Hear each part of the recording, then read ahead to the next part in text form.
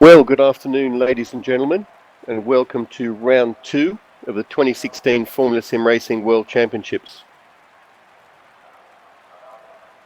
Round 1 was held in Melbourne 3 weeks ago, so the drivers and teams have had a good break to get acclimatised to the Bahrain track. And we've got a very exciting race on offer for you today. As always in World Championship, we're featuring real-time, real-world weather. Well, good afternoon, ladies and gentlemen. Sakir at the moment, it's 20 degrees of the 2016 Formula SimRacing World Championship. Real-world weather is replicated in the server. We've got a 57-lap race here at the Sakir track. The simulation we use here in Formula SimRacing is rFactor 2, which is the most authentic and technical simulation platform that you can possibly use on a domestic PC. And the car we use is a special mod. It's the 2016 FSR car, modelled very closely on a real-world Formula 1 car. Hybrid energy, the weights, the power delivery, etc. are all based on the current car. The drivers have got a choice of 4 engine sounds. The power delivery is all the same, but they can choose between the Renault, the Honda, the Mercedes, or the Ferrari engine. And joining me in the commentary booth during qualifying is my colleague Daniel Benefield. Welcome, Daniel. How are you today? Yeah, pretty good. I mean, pro race didn't go as it should, but let's focus on WC now, where it should be a very close and interesting race. Well, last year this was an incredible race. This Bahrain track's quite deceptive. I mean, you look at the map on a piece of paper and it looks a little bit typical Herman Tilke. You look at the turn 11-12 combination and it looks like he's had his cardboard shapes out from his original design for Sepang, Malaysia in turn 4-5, but it drives very differently. It's an uphill left-right combination versus a downhill into uphill in Sepang. 4 long straights, so the drivers will get a lot of benefit from using some boost. And the majority of the corners are pretty slow second, third gear, fairly low radius corners. The only really quick corner is the turn 11-12 combination, and sort of turn 5-6, the downhill combination in sector 2.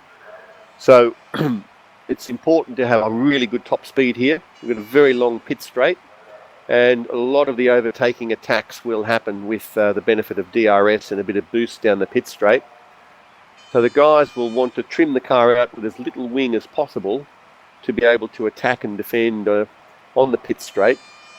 But at the same time, take the wing, the aero too low, and you run into tyre wear problems. This track is very, very tough on tyres. Interesting bit of trivia for you.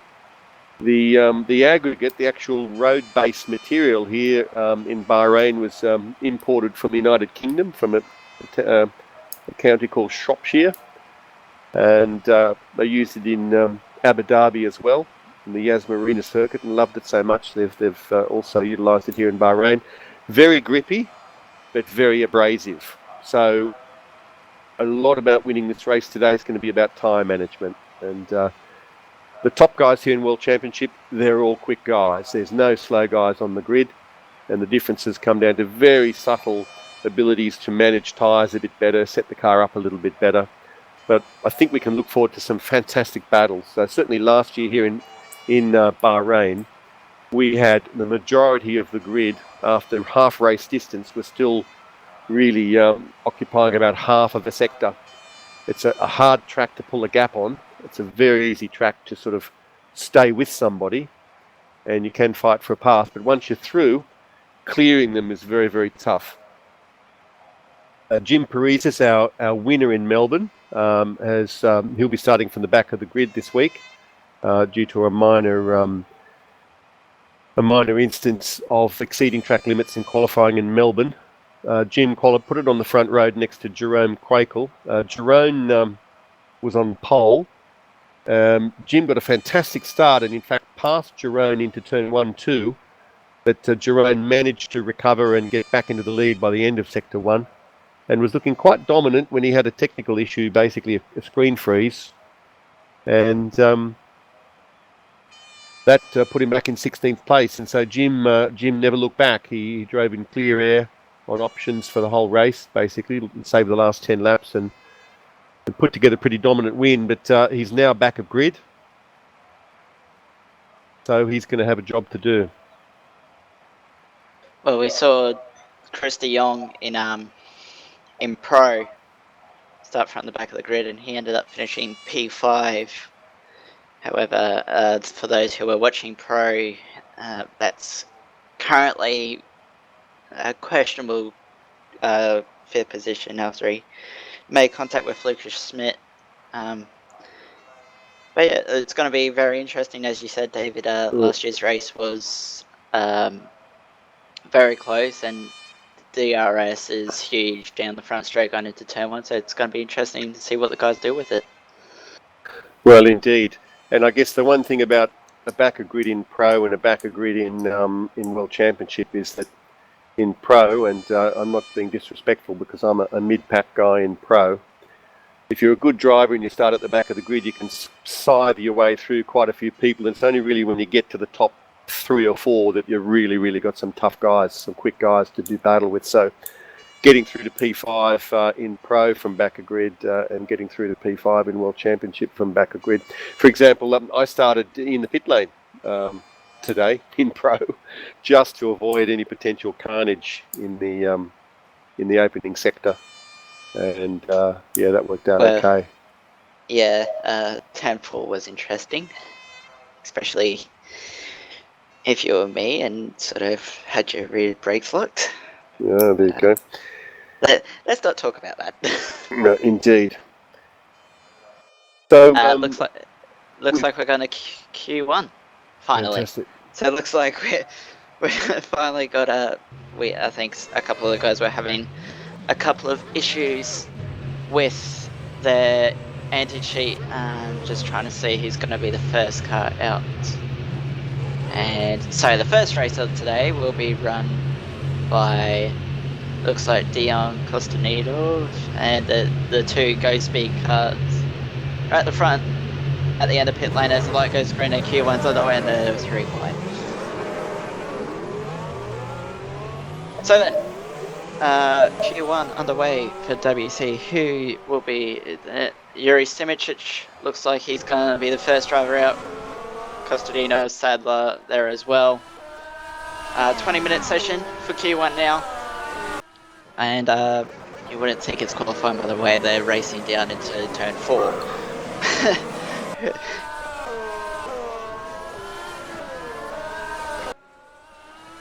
I'm just trying to see Cooper Brzezinski. Daniel Kiss just leaving the pit lane now, obviously looking for a bit of space in that twister car. David Greco and Eris Mashuli as well. Just leaving the pit lane. So where is Mr. Simicic? Coming out of turn 10 now, so we're about 2 minutes away from our first official lap in Q1 for Bahrain. And then after that will be roughly 18 minutes of very fast lap times.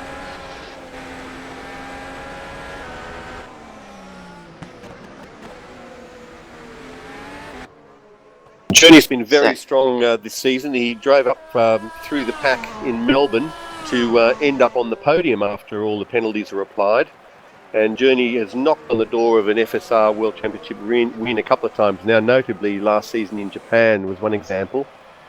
And it's just any time now Journey's going to put the whole picture together, qualifying and the race and the strategy, and put the whole package together. So it looked like he topped out at about 336 kilometres out. Now down the end of the front straight, which is where these cars max out as he comes up to the end of Sector 1 now as he comes into Turn 4. Nice early apex and then let the car slide out to the exit. Don't use that much curve, use all the track on the left and then throw it into the right at Turn 6, Turn 7. Use all the road down into Turn 8, the hairpin, very slow corner, very hard to get traction out of as well as you go uphill and then over the rise, over the crest, down into Turn 9, and then you got to brake for Turn 10. This is one of the hardest braking zones of the season. Out of Turn 10, up through the gears, DRS right open for the back straight, all the way up into 8th gear, as now Yuri comes down into turn 11, hits the apex nicely and exits really nicely as well. Looks like the car's a little bit oversteery as he comes through turn 12 now, up through sector 2 and then down into 13. And it looks like a good exit there, coming out of turn 13 for Yuri Simičić. Up over the rise, that's in the middle of the straight, and then down into turn 14, brake as late as you can. And then a little bit of oversteer again on the exit, and through turn 15 and up to the line, and we're going to get our first time lap from Yuri Simičić, which is a 1:31.666. And nothing shabby about that. I think we're going to see Pole getting to the 130s though, don't you, Daniel? Yeah, definitely. I mean, the Alessandro's just gone fastest with 31.3. Cooper Brzezinski comes across the line and does a 31.4. Waiting for Jerome Crackle. Patel just did another 31.3 as well. As Crackle now comes down into turn 14 through turn 15. See what he does as he comes across the line. Obviously, these are still just banker laps at the moment. Crackle does a 31.4. Who was that? That was Hodas did a 30. Oh no, it wasn't Hodas. Not sure who that was. Daniel Kiss to pole now with the 31.3. So there's 3 guys within 15 thousandths of a second at the moment up the top. But obviously at the moment these are just banker laps as the rubber builds on the track across the session. So don't be surprised if we don't see our pole time until the last 5 minutes or so.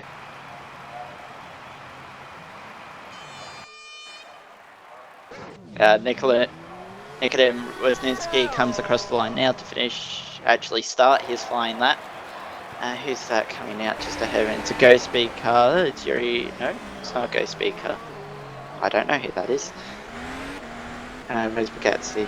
So it's pretty quiet at the moment. David Greco coming out of the pit lane now behind Aris Mashuli. It's got to be quiet, David. Yes, well, most of the guys have put a lap in now, except Nikodem and, of course, Jim Parisas won't do any qualifying. It's 20 degrees at the moment. We're going to expect that to drop by as much as a couple of degrees during the race. So the guys have got to make some pretty big decisions prior to qualifying because we're running parc fermé. They can't run any trick quali setups with small radiators and small brake ducts, etc. They've got to run their race setup because once they've put a time lap in, they cannot change the setup except for things like brake balance, brake pressure, front wing, steering lock. So basically, the guys are running a race setup with low fuel. They can't even change tyre pressures prior to the start of the race. They can, of course, be changed at their pit stop. So these guys could, with a quali setup, conceivably go quicker than this. Cooling's a big issue with these cars. The boost feature generates a lot of temp and as well as uses over a lap probably half a litre of fuel if you're boosting on all the beginnings of all 4 straights. The World Championship guys won't quite have that luxury. They'll have room for maybe 19 litres of extra fuel, which will let them have boost available for maybe 40 of the 57 laps. It's a case of when they want to meter that out. It's going to be actually a very interesting strategy with that. That will unfold across the race. So it looks like these guys, John Eric Saxon just had a massive slide through turn 9 then. These guys are just coming up to finish their second lot of flying laps now. Just trying to find who the first one is. It looks like Mohammed Patel. Bugatzi's gone quickest. Bugatti just went to provisional pole with a 31.1, so if Bugatti's doing that time now, and there's still 13 minutes left in the session, no doubt pole, or at least provisional pole in Q1 will be 1 minute 30 as Patel now comes out of turn 15 up, opens the DRS to finish the lap, and improves to a 31.1 to go to provisional pole.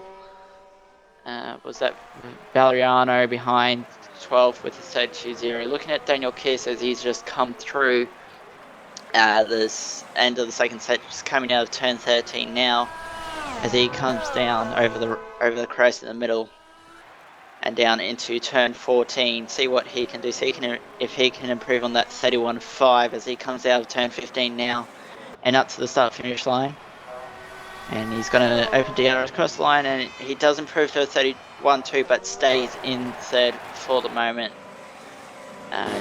There's who else? Several drivers just heading out now for an outlap, including Jerome Quakel. I've got a feeling Jerome's got something in his back pocket here. He's been very, very quick in the build-up to this race and leaving no stone unturned. And Jerome, for our viewers that were watching Melbourne, Jerome was robbed by technical malfunction from victory in Melbourne. He was really the guy to beat. So he's back now. He's got everything working well, and very keen, I think, to be on the top step of the podium and start to win back the points that he sacrificed in Melbourne and get himself to the top of the driver standings. Jerome was the pro champion last year and made the step up to World Championship without doing a season in Ace. It's probably a bit more common for a driver to progress into Ace, which is Division 2, and then into World Championship, but it's not unheard of to jump straight from Pro to World Championship. If you've got the pace, a team will sign you up. It was the same for Kuba Brzezinski. 2 years ago was in Pro, went straight to World Championship.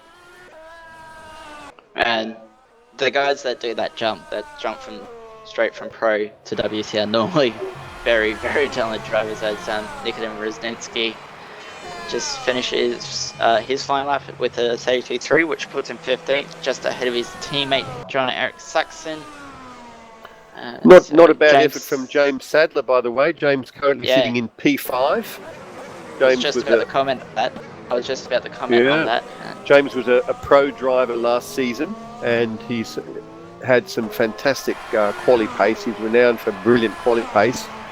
But I think in Melbourne he ended up P7 after it all washed out. So no disrespect for that. That's a great effort to get even into the top 10 in a World Championship event on debut.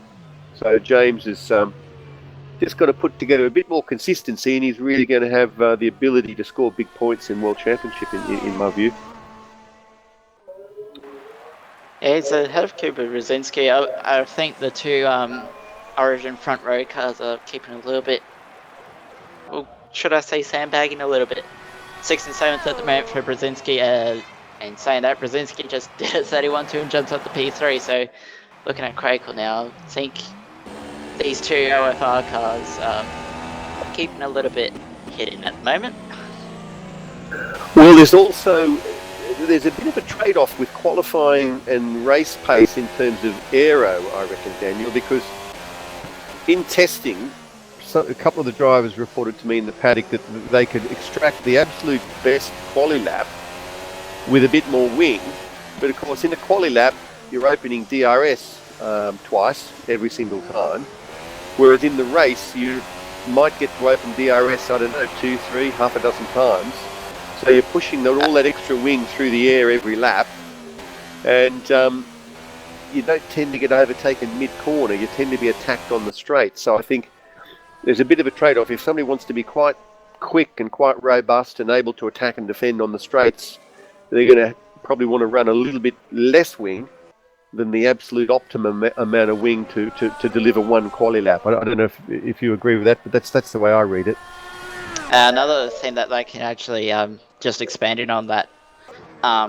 Patel's gone sub 1 minute 31, by the way. Yeah, I was going to say, just quickly before I continue on that point, Patel has done a 1:30.993, so already they're in the 30s, and there's still 8.5 minutes left in Quali 1.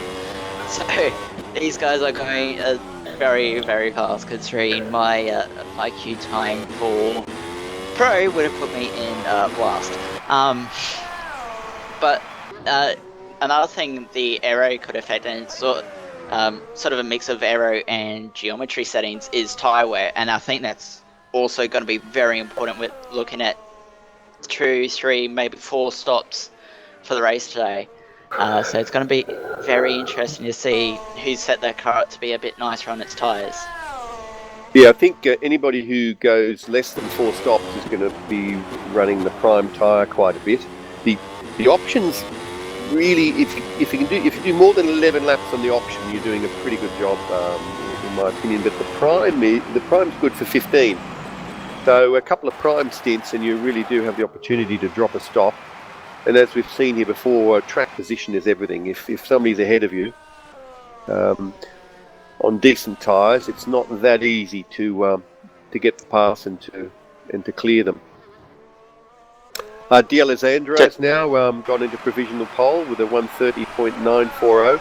He had a magnificent drive in Melbourne, Michele D'Alessandro. He started, I think, in 10th or outside the top 10 and drove a beautiful strategic race and worked his way up through the pack. And with 15 or so laps to go, he arrived on what had been a race-long battle between Francesco Gigazzi, Kuba Brzezinski and Mohamed Patel. The three of them had been in a ding-dong fight for the entire race. And D'Alessandro arrived and just blew that apart.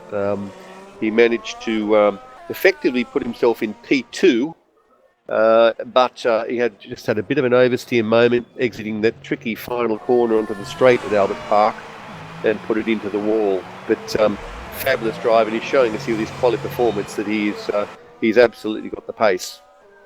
Well, I tend to recall that these are actually the top three in qualifying at the moment. Alessandro, Patel and Brzezinski were 3 wide going down into turn 3 at Melbourne. Yeah, indeed. We had some amazing battles in Albert Park. And the battle between Kuba Brzezinski and Mohamed Patel, they fought side by side for half a lap, those guys. It was just some of the best racing you'll ever see in sim racing. Just unbelievable battle. Good. Giorgio Valeriano just improving up to P8 with a 31.5. It looks like Daniel Kiss is on a personal best at the moment as well as he comes down into turn 14. He's on green in the first 2 sectors as Patel goes fastest. We'll come back to, we'll watch the end of Kiss's lap as he improves to a 31.0 and goes up to P3, but Patel goes to a 30.8, puts him on provisional pole. The times are really starting to fall now. Got James Sadler potentially looking at improving his time as he comes across the line. He doesn't improve. Erasmus Shirley as well as he comes out of turn 15 and up to finish his lap. So if he can improve, he does slightly to a 31.4, which puts him up into P8. Got David Greco and Nikodem Rosnitsky currently green for the first sector. Look at David as he's coming down the back straight at the moment, coming up to turn 11. Actually, Rosnitsky's just gone personal best green through sector 2. So we'll see him as he comes down into turn 14 now. What top speed did you quote before from the guys? I've seen 340 as Rosnitsky goes up to P13 with a 31.8, but I want to look at David Greco. But yeah, I've seen, I guess, again, it depends on the aero. It's between 330 and 340 km an hour. 2/10. Quakel's just taken 2.2, 22 hundredths off his best lap in Sector 1. So Jerome Quakel is on a hot lap. Who's that? There's a car ahead of him. I can't tell what car it is though. It shouldn't affect his lap. Greco, by the way, improved to P8 with the 31.3. Let's see what Quakel does through Sector 2. He's on a personal best. Yeah, again. He's now taking 0.3 in 2 sectors, over 0.3. So we might see a 1:30 here for Jerome Quakel, pole sitter in Melbourne. Probably one of the most unfortunate guys in Melbourne as well, as he comes across the line right now, improves to a 30.9, puts him P2. Who else? Brzezinski's gone personal best in Sector 1. So we'll see now as he comes up to Sector 2, see if he's continued that form through the lap.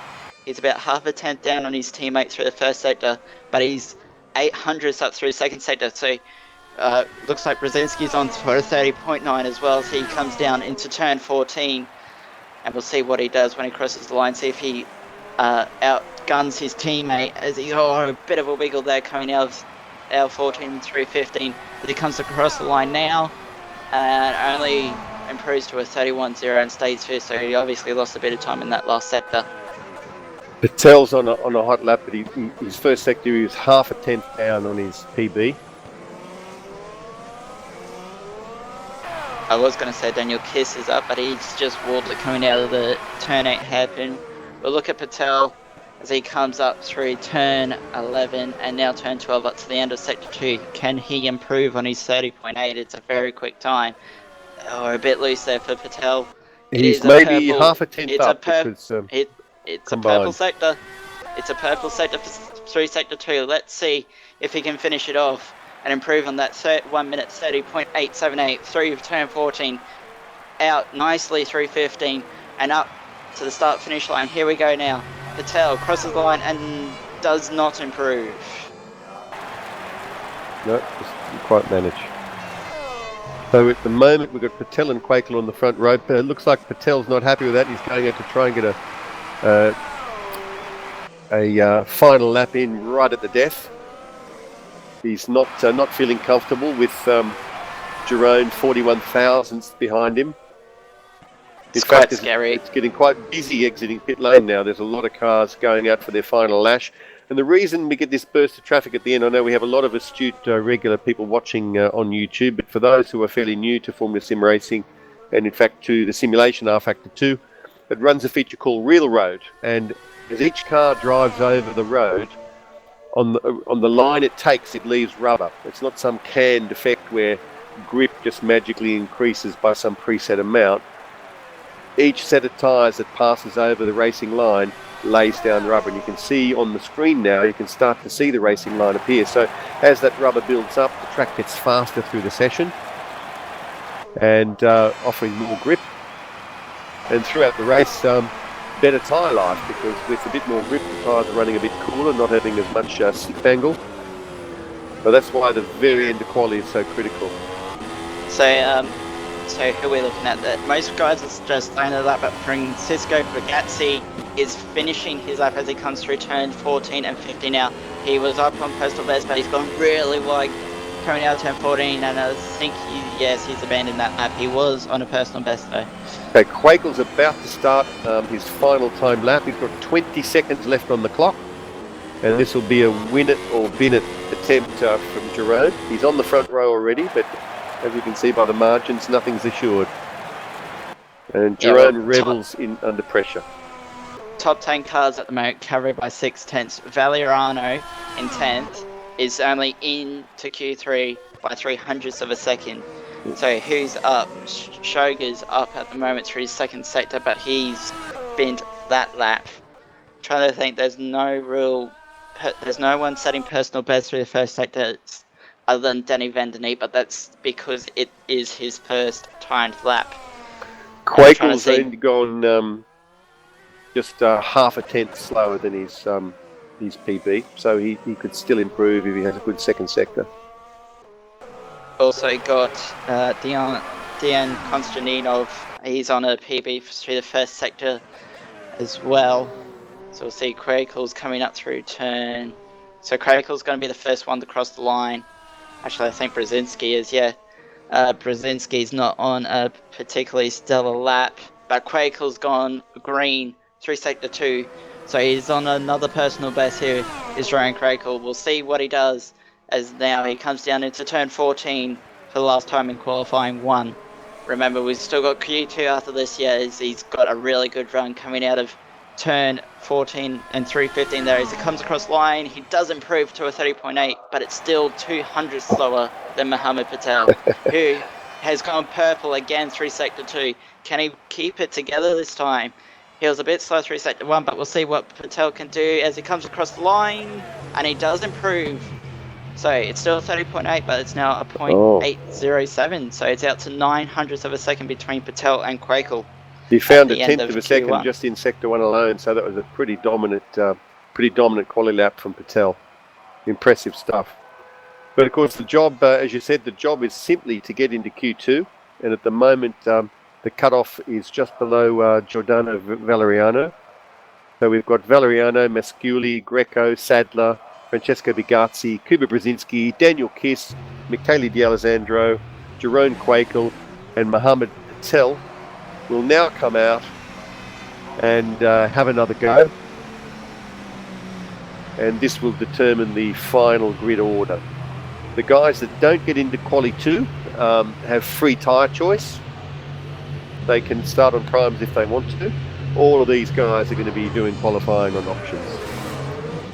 Yeah, so as the guys start rolling out the end of pit lane for the 15-minute Q2 session, what is confirmed is Jong, Castaneda will start 11th, Simic 12th, Manskulis 13th, Hodas 14th, Fresnitsky 15th, Shoka 16th, Disley 17th, Saxon 18th, Vandeney 19th, Yunt 20th, Jim Paris is 21st, and Mike Harlingen will round out the field in 22nd. But now we turn our focus to the top 10 shootout, and and it's gotten surprisingly bright. Yes. Yes. Got a bit of daylight for the quali. I'm sure the race will be a night race. Yeah.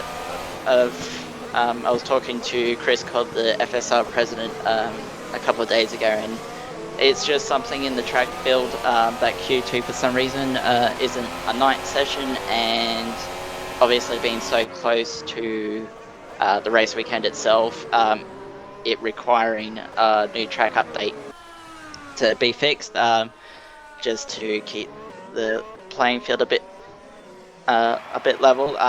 It was just opted to not change it and just keep Quali 2 for the daytime. Yep. And although we've got the daylight, its temperature's dropped now down to 19. So Bigazzi, I think, is the first guy to start a lap. And we've got James. Yeah, we've got Bigazzi is the first one. James Sadler just waiting in pit lane, just coming out now. As Patel locks up a little bit into turn 1. So actually, it was Bigazzi. Sorry, not Patel. Now, Bigazzi on his day, I mean, he's quick any time. But when he's feeling really inspired, he can be incredible. I always think back to Canada last year in qualifying 1. He just demolished the rest of the field. We had that typical Formula Sim racing spread where we had about sort of 12 guys on the same quarter of a second, and then we had Bigazzi about 0.3 of a second clear of all of them. This unbelievable performance in Canada. He's had a big oversteer moment on the exit of 10, so which it's very easy to do. Yeah, it's going to put pay to that lap. At the moment, Mohammed Patel's gone quickest through the first sector with the 29.0. Kiss has also done a 29.0. D'Alessandro's done a 29.2. Brzezinski 29.3. Greco a 29.1. Masciuli a 29.2. Valeriano a 29.2. So this is going to be a very tight session come the end, isn't it? D'Alessandro's the first one through sector 2, and he's done a 39.5. which has been beaten. Masciuli's just done a 39.4 through the second sector, which has been beaten again by Daniel Kiss, who did a 39.2. As now we're finally going to get some lap times. D'Alessandro a 31.5. Patel is having a fantastic final sector. Absolute commitment and really wringing the neck of the car. I didn't see sector 1, but I think he's on a pretty good lap.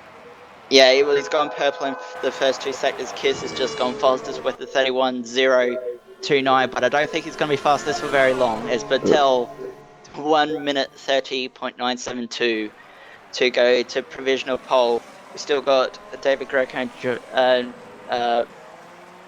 Valeriano just completing his lap at 32.6. Very much a banker lap for him.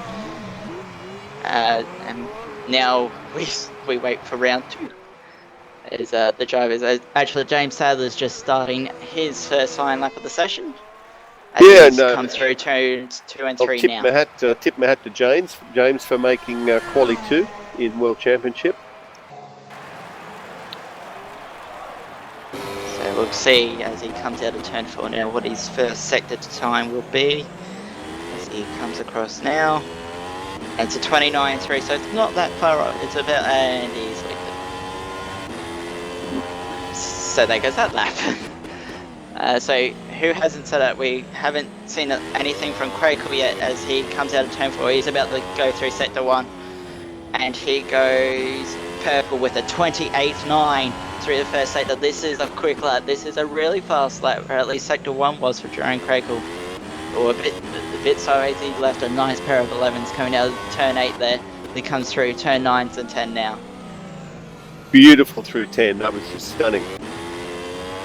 Yeah, it looks amazing corner speed and great drive out of that turn.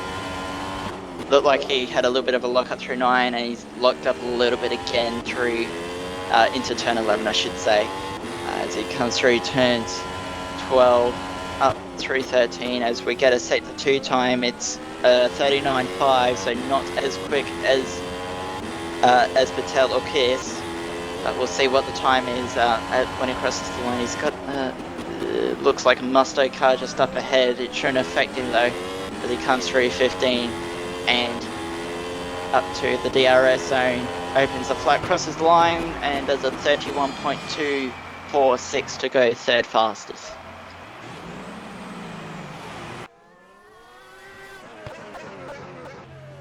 So it looks like Brzezinski was up, but spun coming out of turn 10. D'Alessandro has done a personal best of 29.104 through sector 1.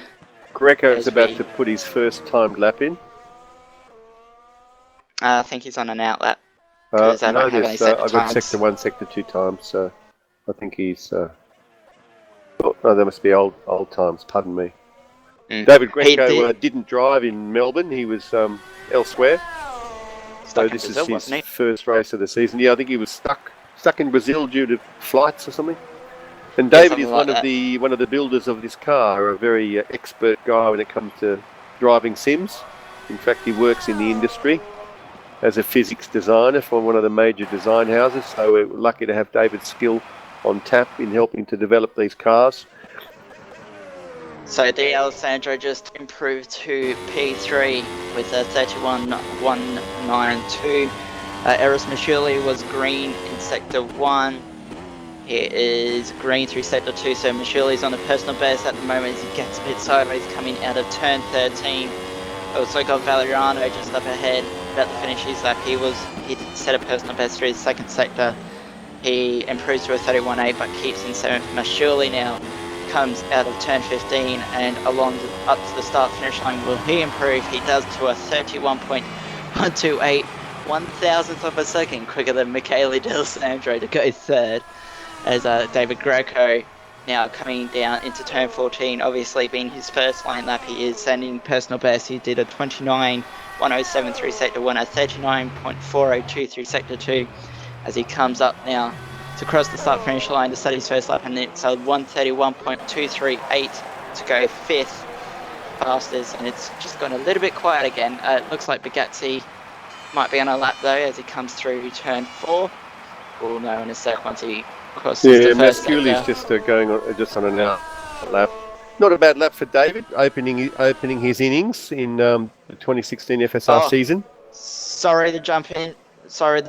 Go for it, David, but Jerome Crakel just did another 28.923. It's a purple sector through sector 1 for the Origin front row driver, as now he comes down the back straight. We'll see what it is. We've also got, in fact, Patel's just topped that with a 28.923 to keep pole. We've also got Brzezinski on a 29.0, so we've got some really fast times starting to come in now. As Crakel very sideways through turn 12. It's still a personal best though through the second sector. Brzezinski not that far behind him. He's just coming through sector 2 now. It's also a personal best for him. And he's actually up on Crakel at the moment. 2 sectors into the lap. We'll see how they both finish out, as Crakel's going to be the first one to cross the line now. And he moves up to second with a 31.011. Now Brzezinski only moves up to 7th. He had a slow final sector, but Patel's had a so-so middle sector, and he did improve though to a 1 minute 30.840. He's a good 10th and 3/4 clear of Jerome Crakel now, which is a lot at that end of the spectrum, because we look at 5th place to 2nd place is all covered by a 10th, and then for Mohammed to be 1.7 tenths clear of that pack, it's pretty dominant. So it's going to be pretty impressive qualifying performance so far from Mohammed. I know that Jerome won't give up. In Melbourne 3 weeks ago, he stole pole right on the death with an absolutely stunning lap.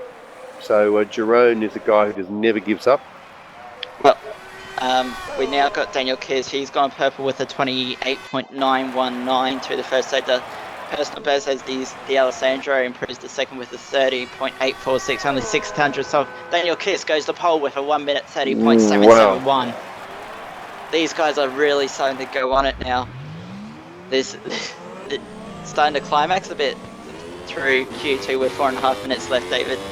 Yeah, incredible. Yeah, 4.5 minutes to go. They've all got time for another run, but it's just getting incredibly quick, incredibly competitive there at the pointy end. And completely out of our league. And completely out of our league. Yeah, no, amazing driving. So we got Michele on a lap, but he hasn't been setting personal best. Greco's done a so-so first sector as well. He's only a little bit off, but it's not looking great. So we're just going through. Obviously, these guys are all thinking about that last run now towards the checkered flag with 4 minutes remaining. We'll stick with Greco, see what he does through sector 2 as he comes through turn 12 now. And over the crest and into turn 13. Actually quite a tricky braking zone, I may add. Turn 13, it's a bit blind. Comes up on you, actually.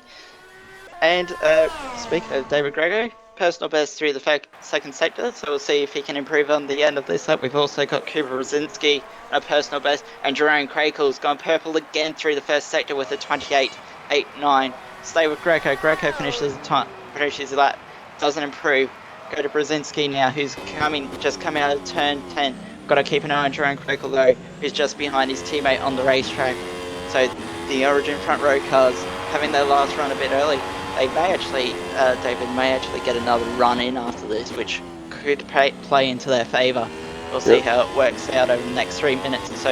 As Brzezinski now through sector 2, it's a so-so middle sector for.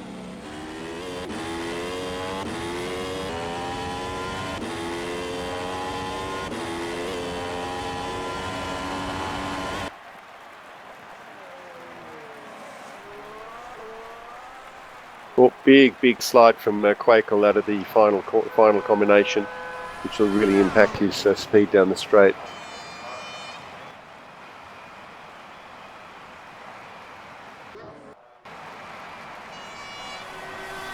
So 2 minutes 27 to go. Mattel's just finished one. Quakel and Alessandro in their pit box. Masculi is out. Ragazzi just improved his time, but not position, so he stays 8th with a 1 minute 30.330. So now they're all. James Sadler's currently on a lap. It's a pretty neat first sector, not a personal best, but not far off it. As he comes up through sector 2 now, and we'll get a lap time as he comes through, and it is a personal best. It's a 39.445. So as he comes down to turn 14, we'll see if he can improve on his current 32.1. He needs at least 0.3 of a second to jump ahead of Valeriano. He crosses the line and he's done it. Yep, he's jumped ahead of Giordano.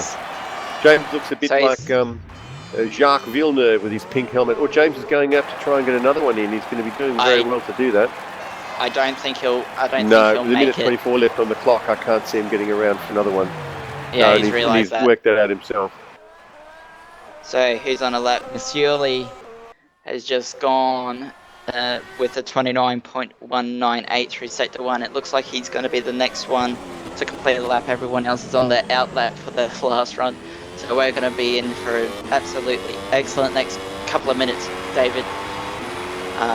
So we're just waiting. Valeriano's done a pretty average first sector as well.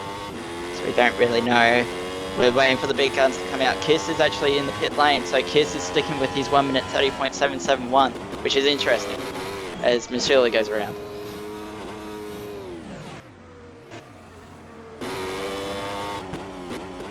So there's no real quick times coming in, at least first sector times. Greco's on a lap, Valeriano's also on a lap. He's further up the road, so Valeriano looks like he's going to be the first one to finish his lap at the end of qualifying 2. That's currently on the circuit. He's another so-so middle sector. It's actually a bit off the pace. And he didn't look like he got a good exit out of turn 13 either as he comes into 14.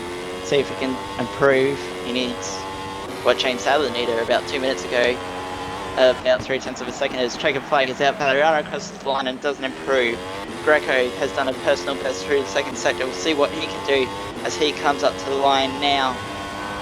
And he doesn't improve either.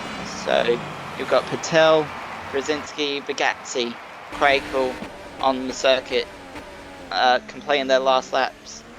Now, so we've got Bagazzi. Looks highly unlikely that anybody's going to steal pole from Daniel Kiss. No, it doesn't. Brzezinski's going to be the first one to finish. He's just come through sector 2 now, and it's not a personal best again.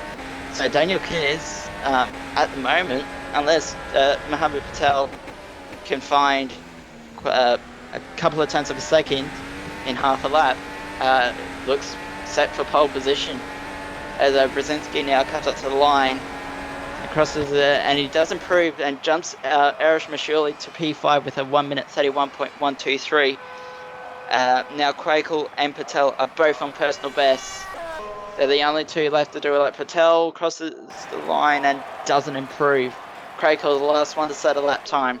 He's the only one that can knock Daniel Kiss off pole position, but I don't think he's quite got the pace like he did in Melbourne.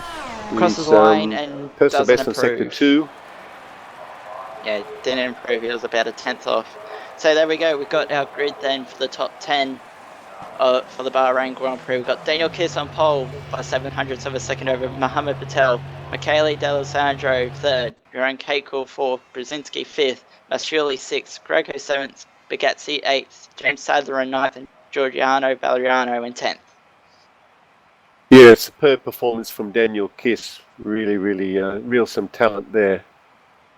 Kiss, anybody who was watching beginning of last season, drove in Melbourne in Ace, and also he upgraded to World Championship for a guest drive. And Daniel, in fact, won both races. He won Ace and World Championship. So, fantastic performance from him. He's been doing quite well in SLZ as well in the off season. Daniel Kiss a few pole positions. I'm not sure how his races have been going, but I know he's got a couple of poles. So, sort of that 10-minute fill-in now, David, where we have warm-up. Yeah, well, there's plenty of things to discuss, and the first thing on my mind is Dejan Kostadinov has cunningly opted for primes. He's the first guy outside the top 10, so he's got free choice on tyres.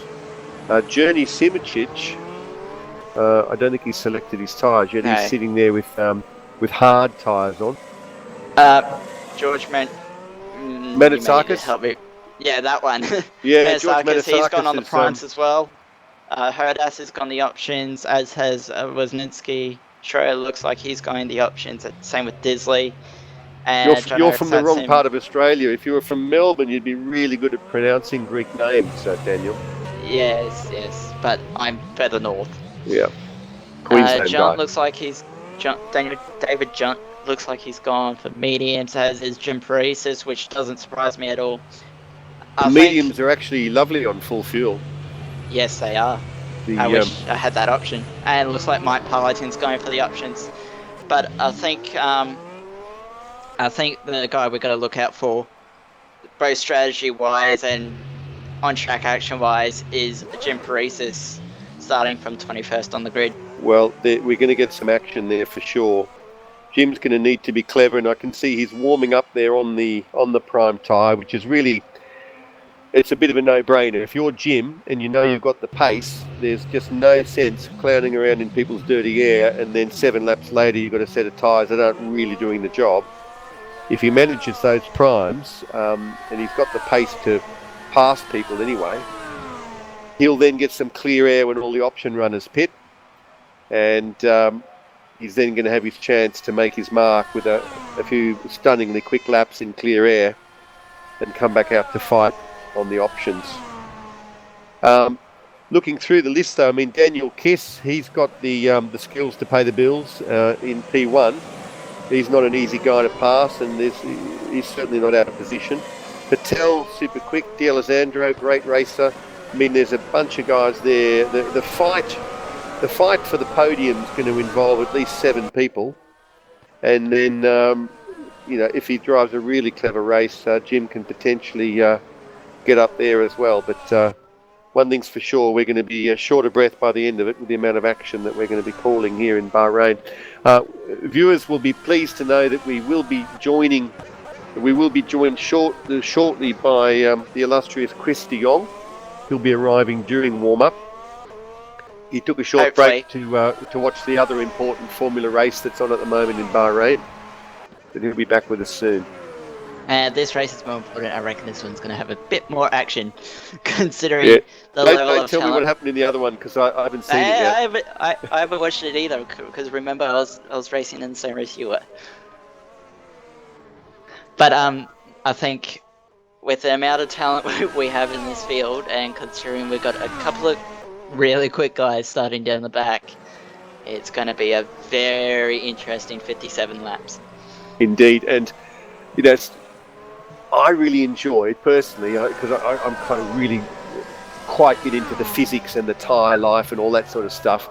I really enjoy seeing what happens around the pit window, seeing who starts to struggle a bit and dives in early, versus who can just extract those extra couple of laps. I think back to yesterday, Mike Partington's superb win in the Ace race. Mike, it was just wonderful at looking after his tyres, and there were people diving into the pits at lap 9, and I think Mike went 13 laps on his options before pitting, and just couldn't be touched after that. So if you can measure out the pace and also preserve some tyre life at the same time, that's where the real skill is. Not to mention, of course, fighting with 20 other guys on the same 200 metre long stretch of real estate at 200 miles an hour.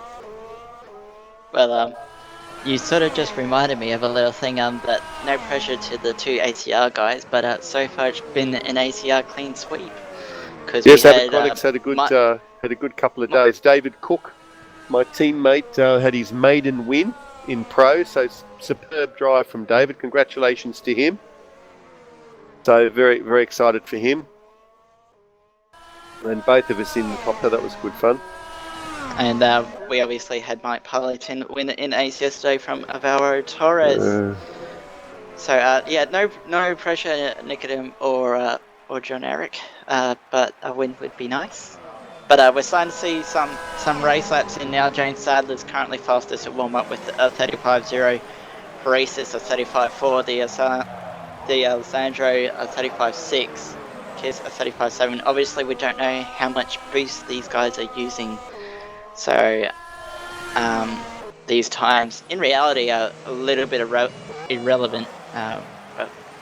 Well, I mean, they're all full fuel times, full fuel lap times, and I'm sure the guys will be rehearsing a typical lap. And for any new viewers, the reason the guys run the warm-up, apart from having a chance to go and have a comfort break before they sit down to race for 90 minutes, is having done the qualifying session where the car is running on just a sniff of fuel and absolutely on the limit, where you don't care if you destroy a set of tyres in 2 laps.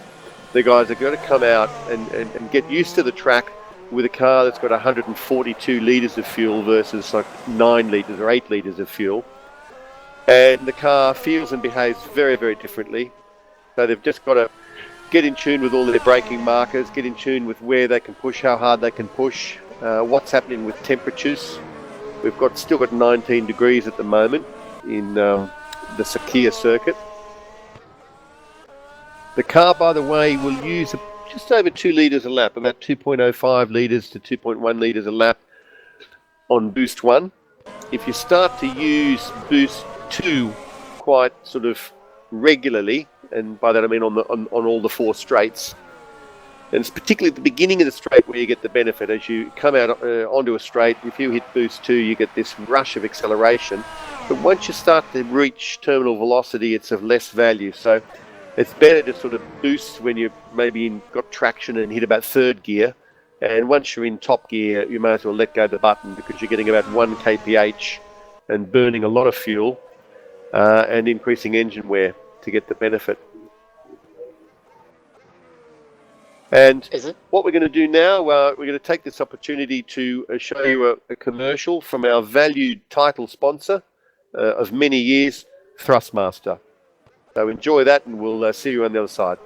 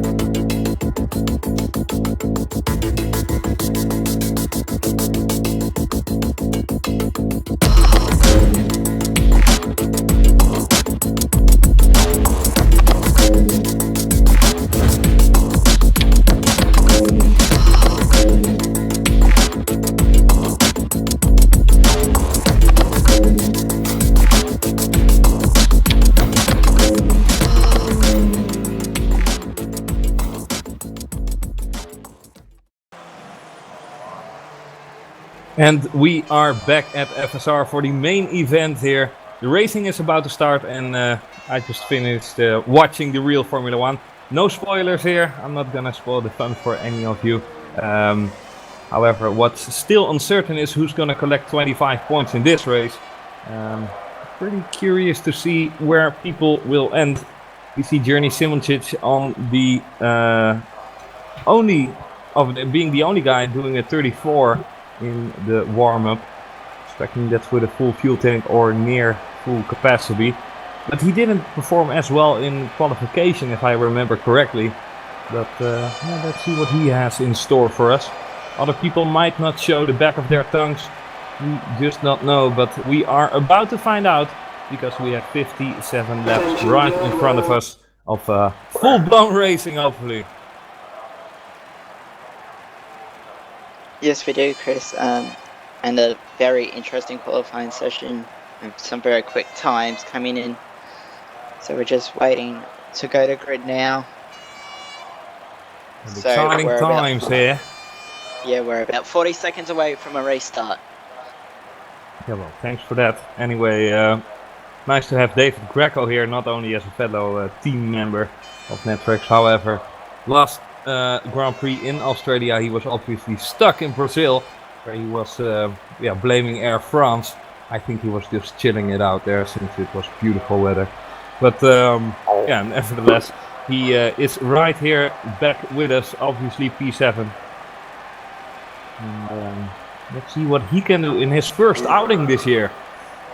Already having a disadvantage in terms of points. He got out-qualified by his teammate Michele, but he on his turn got out-qualified by the twisters of Daniel Kiss and Mohammed Patel. Great to see those guys on the front row lockout again. However, hopefully they don't run away like it with it. Want to see some fighting here today, right? Yeah, that'd be nice. But it's going to be interesting. Chris obviously posted it from Melbourne. Georg starting down in 4th, and Jim Paris is down in 21st with the backup grid he got from Melbourne. Yeah. But what I'm wondering is if David O'Reilly is still with us. I am back, guys. I'm just listening with great intent. You said 1 minute. I'm noting down the starting order, because when we look at these guys later on, we want to remember where they started. I thought you went to the kitchen for that glass of water, and maybe it was skirt day for your wife. You know, 2 minutes, whatever. Oh, no, I didn't get given the washing up while I was there. Yeah, okay. But you're right in time to witness this spectacular event. Hopefully I am right with those words. Time will tell, obviously, but at least the names are present.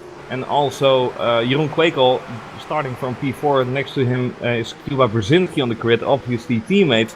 And it's nice to see that teammates are a little bit, in the zone with each other, We have Twister on 1 and 2, and Jeroen Kwekel and Cuba on P4 and 5. Eros Mashuli, a little bit the loner in the top 10. Nevertheless, he will undoubtedly perform. Very stable driver indeed. Fortunately for Francesco Bigazzi, qualified didn't went according to plan. I would definitely put him on my top 3, top 4 list of contenders in the championship. Maybe he has a better race pace to impress us with, because he will certainly not be impressed by a top 8 classification. We've got a couple of guys starting on primes. Kostadinov in P11, Manitsakis, and of course Jim Paresis. He's got to try to crack this grid apart somehow with some good driving and some smart strategy. Mike Partington on options at the back. Mike had a very handy win in the 8th race yesterday, and he can certainly mix it with these guys. Yeah, we should expect a 3 or 4 stop. Off, yeah. Anything at less least than 4 3. is if you can do less than 4, you're a genius. But we'll let you take us away, Chris. All right, then there we go. We're waiting for the last guy to line up, which is Mike Partington, who is locked in now. So it's wait for 5. Danny van der Niet putting his car into reverse. Good job, Danny. There we are, safe and sound, ready for the second round of Formula SimRacing World Championship. And the lights are coming on. We have 4 lights, we have 5 lights, and we are racing. Here we go. Daniel Kiss makes a fabulous start, not using any launch control there. Mohammed Patel can instantly follow. Michele D'Alessandro looking for the inside, but he cannot put his car alongside. Tries to go from the outside. Doesn't work as planned. Kuba Brzezinski tries to avoid his teammate, but manages to steal that position away from him. Behind that is Bigazzi making up 2 places at the start. Wonderful stuff we're seeing here. Journey Simocic instantly jumping to P8 at the cost of his teammate James Sadler. And it seems like everyone got away safe and sound. A couple of minor contacts exited turn 2, but I don't think there was any terminal damage. Partington and Blair Disley had a bit of a side-to-side coming together, but I don't think there was anything terminal resulting. And a little bit struggling with Jeroen Kwekel here with David Greco. Jeroen Kwekel lost out big time on that occasion. Maybe something to for the stewards to watch out later. Nevertheless, for the time being, he has to fight his way back into the top 5 in order to get that contention and get that setup to work. He's not a guy that likes dirty air. Simicic got an absolute flyer of a start. He's up to 8th in behind Krakel now, ahead of his teammate James Sadler. Paresis already up to 13th, by the way. Wow, that's amazing. He was 21st on the grid, less than a lap, and he's gained 7 places, 8 places on lap 1. Parlington's already up to 17th as well. He was 22nd on the grid. David Jong, still down in 20th. Well, a clean start for the front runners and the top 10 in general. That was to be expected. Dion Kostadinov is getting under pressure by Jim Paresis, obviously race winner from last time around. Isn't in that same perspective for the time being driving in P30. But nevertheless, he has time to improve on that. It's on a medium compound, so the race is still long. He's in an Aventa sandwich at the moment, Jim Paresis. Is that an Aventa car? Yeah, Martin Hodas in 14th. He's under pressure from Nikola Brzezinski. He was all over the back of him coming through turn 4. He's got a little bit of a gap now over the ACR driver. Quite a crowd of cars there from sort of 11th through to about 17th. And the Alessandro managing to keep up with the twisters. That's important for us. Kuba Brzezinski on his turn doesn't have any problems following the guys in front of him. So it's nice to see that the front runners are still amongst one screen and not separately by light years in the first few couple of corners. But having said that, basically until the top 12, 13 even, it's just one big train.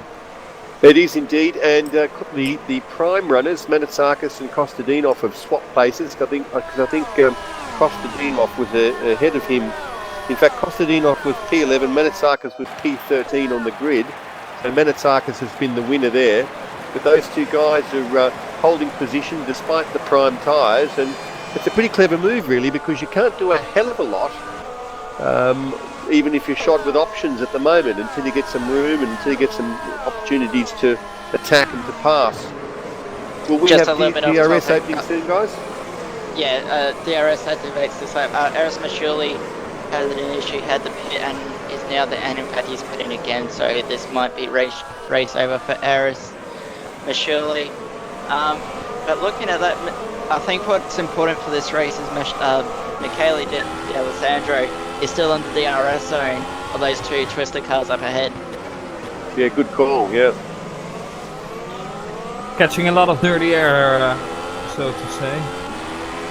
And a little bird told me that the twister cars potentially might be leaning on the slightly higher settings for aero, which is fabulous. You and your little bird, seriously. Do you have a collection? Do you breed them? Yeah, a little birdie, a little parrot. Tell us your secret.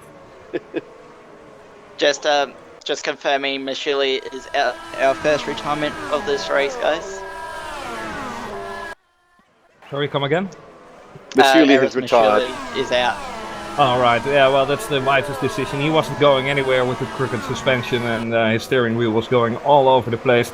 +1 for trying though, Eros, and hopefully we will see you again in 1 week time Here in comes Catalonia. Bugatti Reilly outside Brzezinski into turn 1, makes it stick with the DRS, but gives Brzezinski just enough room. But now Brzezinski's going to have the run up into turn 4. Is Bugatti going to defend? Yes, he will.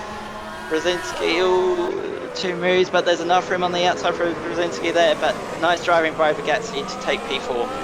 Yeah, I think both used boost there, so that was interesting to see. And the instant reaction from the both of them, realizing it's for a position there, and this could change the entire strategy for each of and one of them.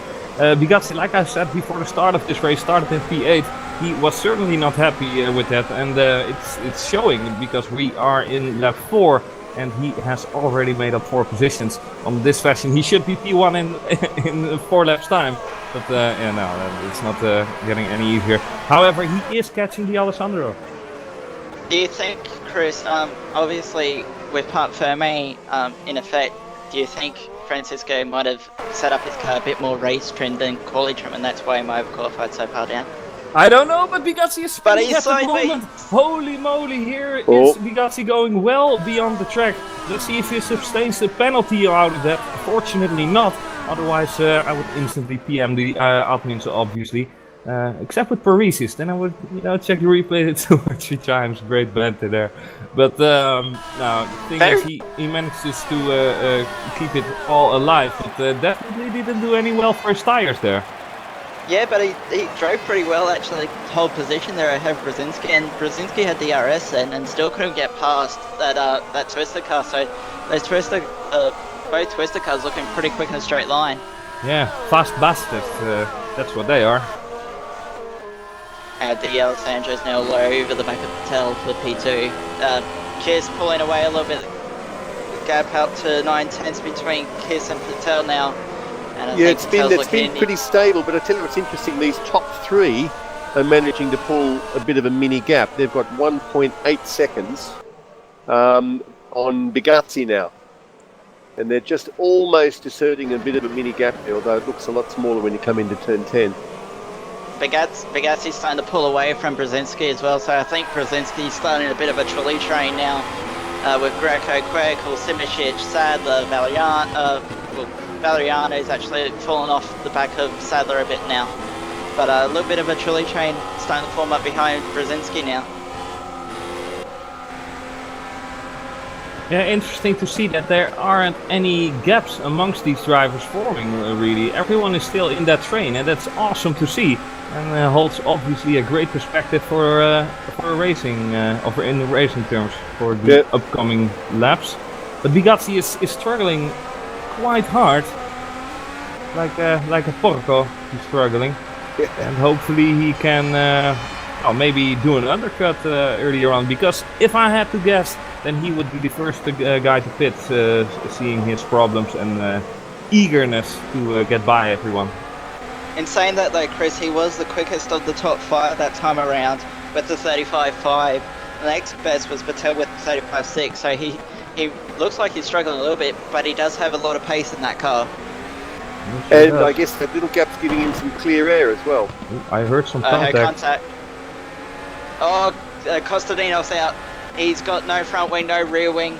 Trying to see what happened. He was racing. I think that was... Jan. You're gonna be the first in WC. Okay, there he goes. Oh, and they just met. Okay, they managed to crash into each other halfway down the straight. Well, that's a big shame. What? So, I what? think Costadinov's... Yeah, I'm watching, but... Yeah, that's not really a smart thing to do, is it now, Dion? Holy moly! But yeah, no. I had a really unsmart thing today as well with Lucas Schmid. But yeah, on his aspect, yeah, Dion should know better. But yeah, we're all human in the end of the day. But hopefully it didn't compromise the race of who was it again? Nicodem. Yeah, of Nicodem, because personally I think it's awesome to have him with us again. But he is sliding all over the place. It was a little bit of a big shunt here. Top 3 cars pull within a second, and the Alessandro could not get any closer to Patel through turn 1 there. He is all over him. This battle between the top 3 cars at the moment is turning into an absolute thriller already. Yeah, well said there, and we're getting treated by something that we are certainly deserving.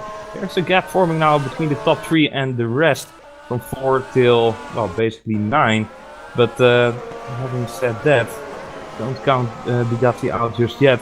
I do think that it's impressive from Patel and the Alessandro to follow.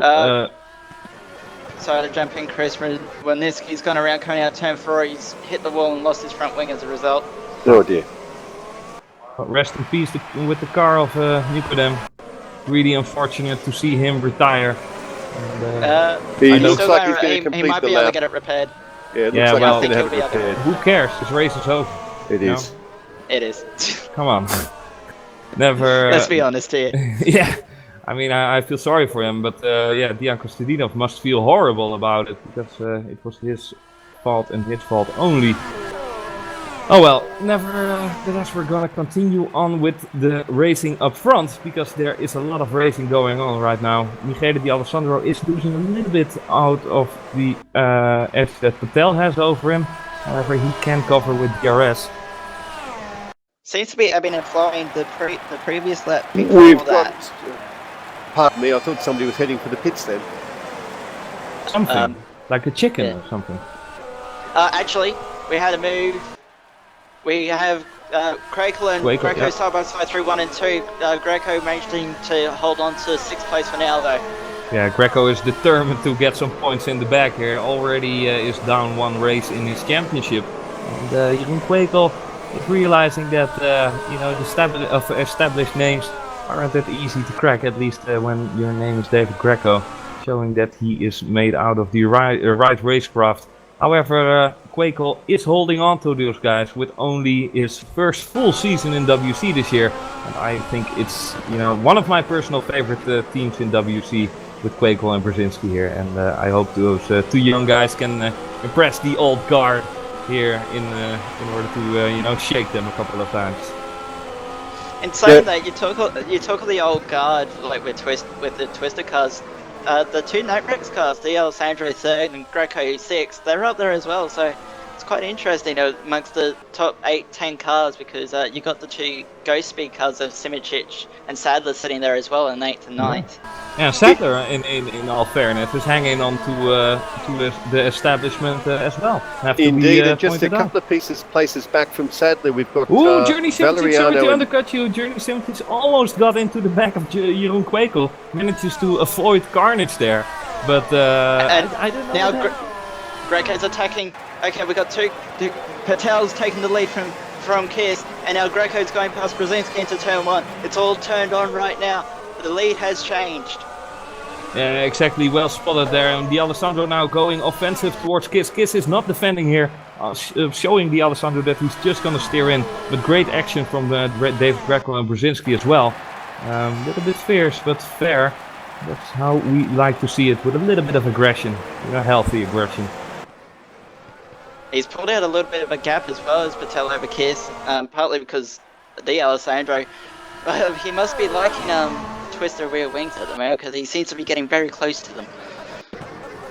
The 2 prime runners, the top prime runners, Manasakis and Jim Parisas, I think are about to have their time in the sun, because the balance of power is just going to shift soon, because 8 laps in, and most of these guys on primes are going to be looking at a front left with about 60% life left, and will start to lose performance, and the prime runners really are going to be sitting on a very good set of tyres. So both these guys within 9 seconds of the lead. The pit stop's about 20 seconds, so within 3 laps we'll have all these option runners are going to start to pit, and we're going to see Manasakis and Parisas ahead on the track, at least for a little while. We have had our first official stop there. Blair Disley has made his first stop of the race. And Michele Di Alessandro, his pit light just went on, so I assume he will pit next lap round. David Greco isn't, so those are not on similar strategies. And Sadler, 2 Go Speed cars. 2 Go Speed cars are in. Okay, so they're definitely on a 4-stop. And Michele, his pit light went off again and went on again, so maybe he changed something. Also, Kiss, his light is on, so we are seeing a flood of pit stops right now, or in the So the upcoming sectors.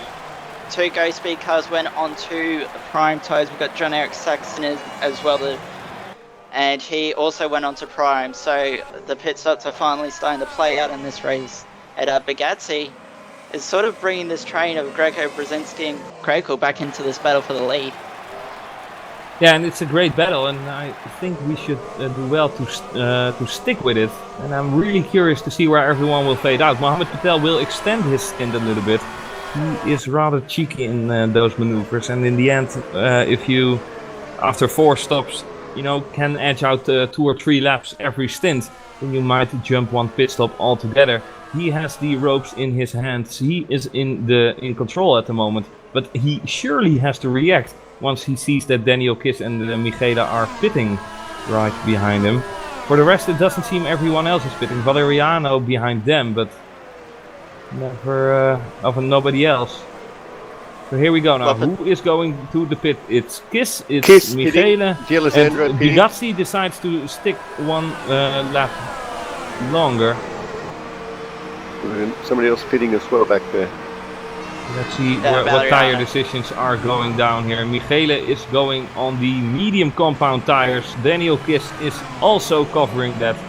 So both are going out again on the medium compound tires.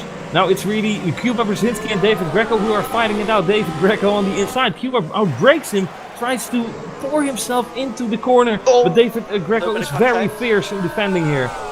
Looked like there was a little bit of contact. Yeah, there was, but it was all safe and sound. Jeroen Kwekel tries to do something about it, but almost loses the car into the process. Great covering from him, though. Won't shake him so easily like that. But David Greco has his pit light on, so does Patel, so does Bugatti, and so should everyone else.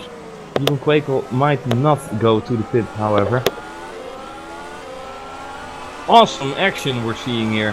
But I'm very curious to see where Mohammed Patel will fade out after his pit stop. That's the main question going on right here. And same for Bugatti. Looks like the top 4 had their pit light on, but Krakel might be staying out another lap here. Yeah, Kiss is now against Hodas. Kiss with Hodas, not using his DRS. Daniel Kiss is. Don't know why, but Hodas is outbreak. Ooh, Hodas. Careful. Daniel Kiss, and they don't make contact, but it was certainly close. Obviously, Kiss doesn't want to waste any time behind backmarkers like Patel Hodas. and Bugatti pitting from P1 and P2. Michele Di Alessandro now passing Hodas as well, but this has definitely cost both of them quite amounts of time. Now it's interesting to see where the others will fade out. Mohammed Patel has already gone into his slot. And where will he fade out? Will he remain in the lead? Here comes Kiss. I don't think Kiss is going to get by him, though. No, Patel's going to Kiss is not getting by him. And actually, Brigatti's come out right behind Del Alessandro, right in between the Alessandro and Simicic. Yeah. Simicic has jumped. Brzezinski, Greco, Valeriano was already behind, but Simicic has played a strategy as he goes to the inside of Bugatti. It's turn 4, he's not quite close enough, not quite alongside him, won't be able to get it done.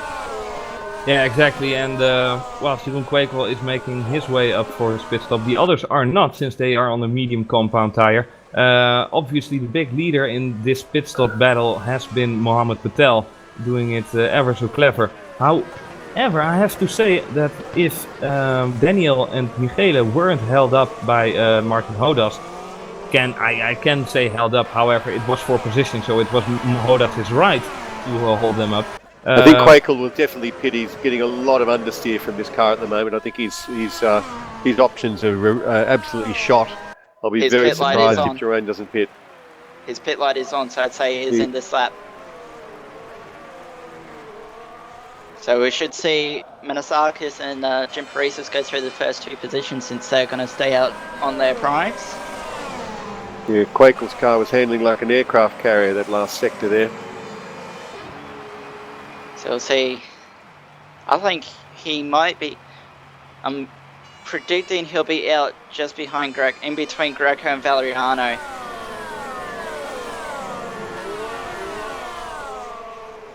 So as he comes out, yeah, Greco's just gone past and he's just going to slot in right behind him. nicely. So we got a good 8-car train for the lead of the race, essentially. So we've just got to wait for these prime runners now. Georg Menisakis and Jim Priest is the first 2 cars. The 2 Mad Cape Racing cars are obviously running off strategy, and it's going to be interesting to see how this one plays out for them.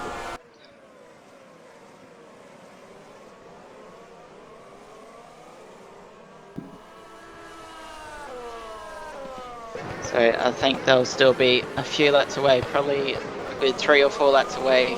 Yes, I agree, Daniel. I think 15 laps is probably the target for these guys on the primes. The prime is very, very consistent, and in fact, from about lap 5 or 6, it's as quick as the option too. So it is a good race tyre.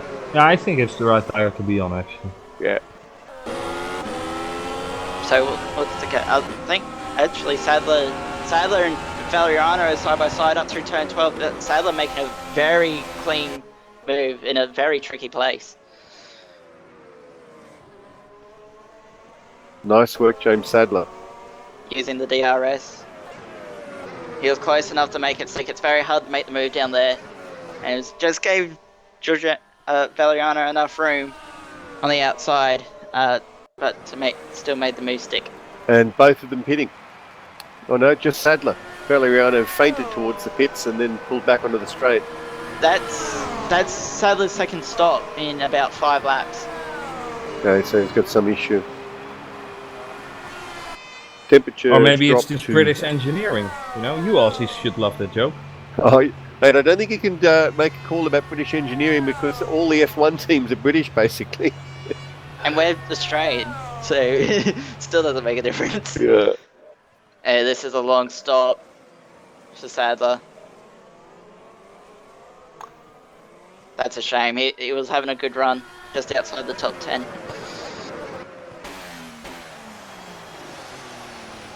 So Menisakis and Paris is still on a good pace. Well, I was just what I was about to say before I saw that little battle between Sadler and Valeriano is where they're going to feed out, and I think they're actually going to feed out right on the back of this train, this 6-7 second long train for what will be the lead in between, I should say, Brzezinski and Valeriano. As Paresis looks like he might make a move here into turn 1. Looking to the inside of Menisakis now and makes the move stick, and Menisakis not giving his teammate any issues at all. Now these guys, they're having the moment in the sun. They're 11 seconds clear of Patel, but Brzezinski's in as well. Oh, why is he pitting? So this is the second time in as many laps that we're seeing 2, you'd have to say, unscheduled pit stops.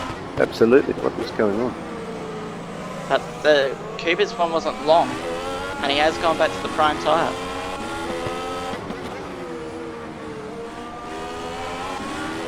Well, that's quite inexplicable. That's, I don't know what's going on.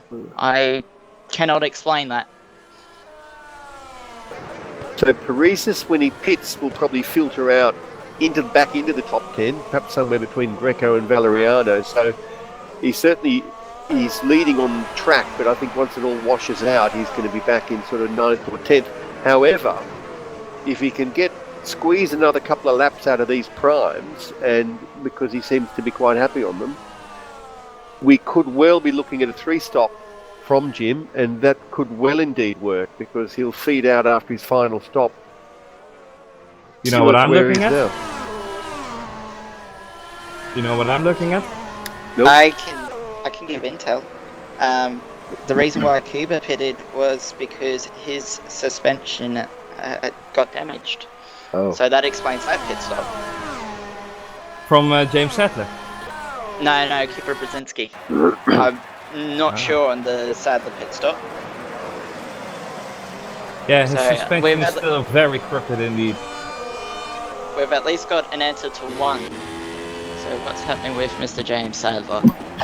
Let's see if he's got... See, Sadler's There you go, suspension David. doesn't look damaged. You still there, lad?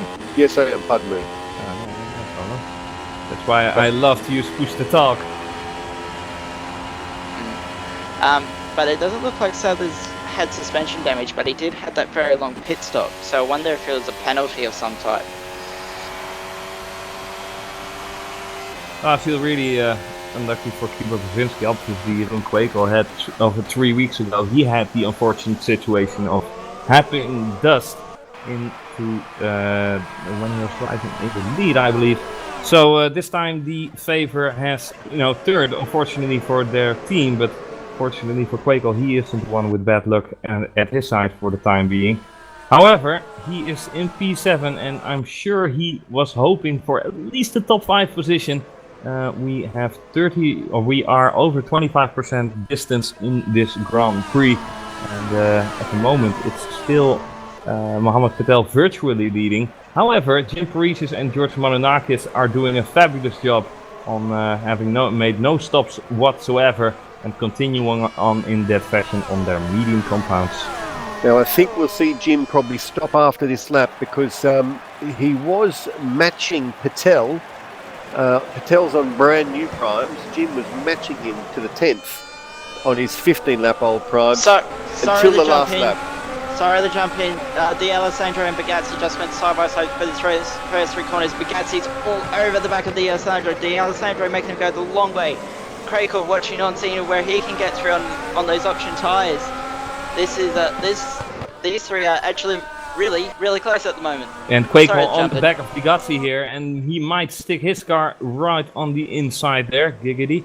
And Quakel now doesn't find the traction yet he needs. And this is a very tricky corner to just dive bomb someone, because you can easily lose the car under braking. However, these guys are well experienced, well talented in order to handle every situation, and it's very rare to see egos colliding in the form of their cars. Pretty curious to see how long Jim Paresis will be able to keep up this fashion, because he is doing a fantastic job with his teammate. Have to point out. The thing is, though, the longer they stay out, the further down the field they're going to rejoin around Valeriano now. I mean, in the long term, I think these guys may actually make one less stop. They've almost got a third into the race on the one set of tyres, which is very good for them. They might be able to get to the end on just two more stops? 3 more stops? 2 more. It's 3 more. If they can continue on for like 5 or 6 more laps, it will be legendary. There's a lot of position switches here. Bugatti is going to P5 and almost makes the car spin. That lets Jeroen Quakel go by. And great opportunistic driving from the both of them. However, Michele is now in front of Daniel Kiss. How did Bugatti not hit Jeroen Quakel just then? Is absolutely beyond me. That's because they're WC drivers and they're the top of the notch. And we are in favor of getting treated by top class driving here at Formula SimRacing. Well, here we go, continuing on in this fashion, and I can't believe it, but in 17 laps time we still have a train effectively for the lead, and we get a cherry on top of the cake with Jim Paresis and George Manonakis here, doing a completely different strategy, but in some ways making themselves competitors here for maybe a top 5 position. Definitely. Yeah, they sure could if they can pull off a 3-stop, and they're really looking like they can do it because they're driving beautifully on the primes. Grab another set of primes and they're going to be at lap 35. Yeah, I'm sure that in their youth they would also draw within the lines, you know. If they get these primes for around lap 19 and 20, they'll get an extra lap or 2 if they go on them again in the next stint, which will get them to around lap 40, 41, 42, which the options would be able to go to the end from there. So maybe these guys are planning on 2 stopping. But the options are able to go 17 laps, you mean? Well, no, because if they manage to get the primes to go a bit longer. Wait. Oh, Quakel on Kiss. Indeed, Quakel on Kiss, indeed. Daniel Kiss is moving down to the order and is finding himself now in 6th position. Quakel doesn't find the best of exits here. This is the chance that Daniel needs in order to get cut across, but he cannot make it work.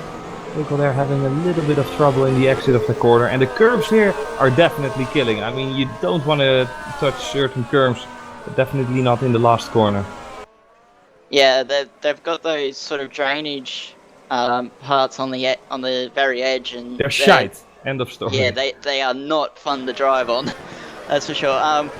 But going back to what I was saying, if Paresis and Menonakis can get these set of primes another 2 or 3 laps, and then get 21, 22, 23 laps out of the next set of primes, they'll only have to do 14, 15 laps on the set of options at the end of the race, and they'll have superior amount of grip compared to everyone else.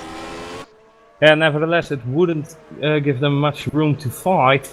No, we've got 39 laps left to run in this race. We'll see what they decide to do, but they're certainly making a good fist of their plan. But they're staying out. Yeah. Paresis is staying out, and so is Menonakis for another lap. We haven't seen any pit lights on with those guys just yet. However, they're cooperating how a team should cooperate, and definitely keeping up to strategy. Craig on D'Alessandro around the outside into turn 1 now. Can he make it stick? The D'Alessandro is not giving him a lot of room at all in the background, but Gasly and Kiss are also side by side. These guys are teammates and they're giving themselves about 1.1 car widths. Kiss holds on to 6 for now. Yeah, indeed, and that was a little bit cheeky from Michele there onto Quakel. However, it is racing and no presents are given. Bugatti finds that out the hard way as well, finding himself behind Kiss now. However, David Junt's in the pit, not really relevant at the moment. Kuba Brzezinski still continuing on in his fashion with his crooked suspension. Seriously, kudos for trying there, Kuba. And now the time has come that Jim Paresis has decided enough is enough. He decided to go, at least put his pit stop light on. And I think 20 laps is a great fashion. He shouldn't go 21, I think. But maybe George will do that. Interesting to see now. Well, he's creeping up into the high 36s, and of course Patel is now only 5 seconds adrift. So, but Patel is his laps are already 8-9 laps old. So true enough. Yeah, they won't. Depending how far they can get those primes, they could be within he's going into 7-8 laps of making a pit stop themselves. Now he's gonna fade out, I believe, between Valeriano and Partington. Yeah, I don't know on which set of tires he's gonna continue on. He might save the best for last, and in that case he would go over do something else. But in the meantime, it's Bugatti on Kiss and Bugatti going out on first. Bugatti here in P4. So Greco's also followed the 2 Madcap cars in. So Paresis has come out 9th behind Parlington. Menonakis is 10th and Greco's come out in 13th. Sorry. Indeed. So why did Greco pit again? Unless he's tuned through his because he needed a new rubber. But Mohamed Patel is still driving, is back into the lead where he belonged before the set of pit stops. Michele Alessandro isn't losing sight of him, and Jeroen Quakel is about to, join the battle amongst those 2 fine gentlemen. Or he may not, Chris, because Quakel's on the option tires, so his tires will probably be going off around now. No, I have faith in Quakel. Go, Jeroen! I have faith in him too, but you can't deny the physics. No, it's out there. And you can talk about physics in Australia. I mean, you're down under. Everything is upside down. Pluses, minus, and all the way around. Get off on Steve Irwin hugging koalas and whatever. No joke. Does that mean an option is actually a prime to me? Since I'm just blathering on bullshit. Excuse me. But Jeroen Quakel is still in DRS range on Michele, D'Alessandro and Patel. So Patel, the only one not in the using DRS.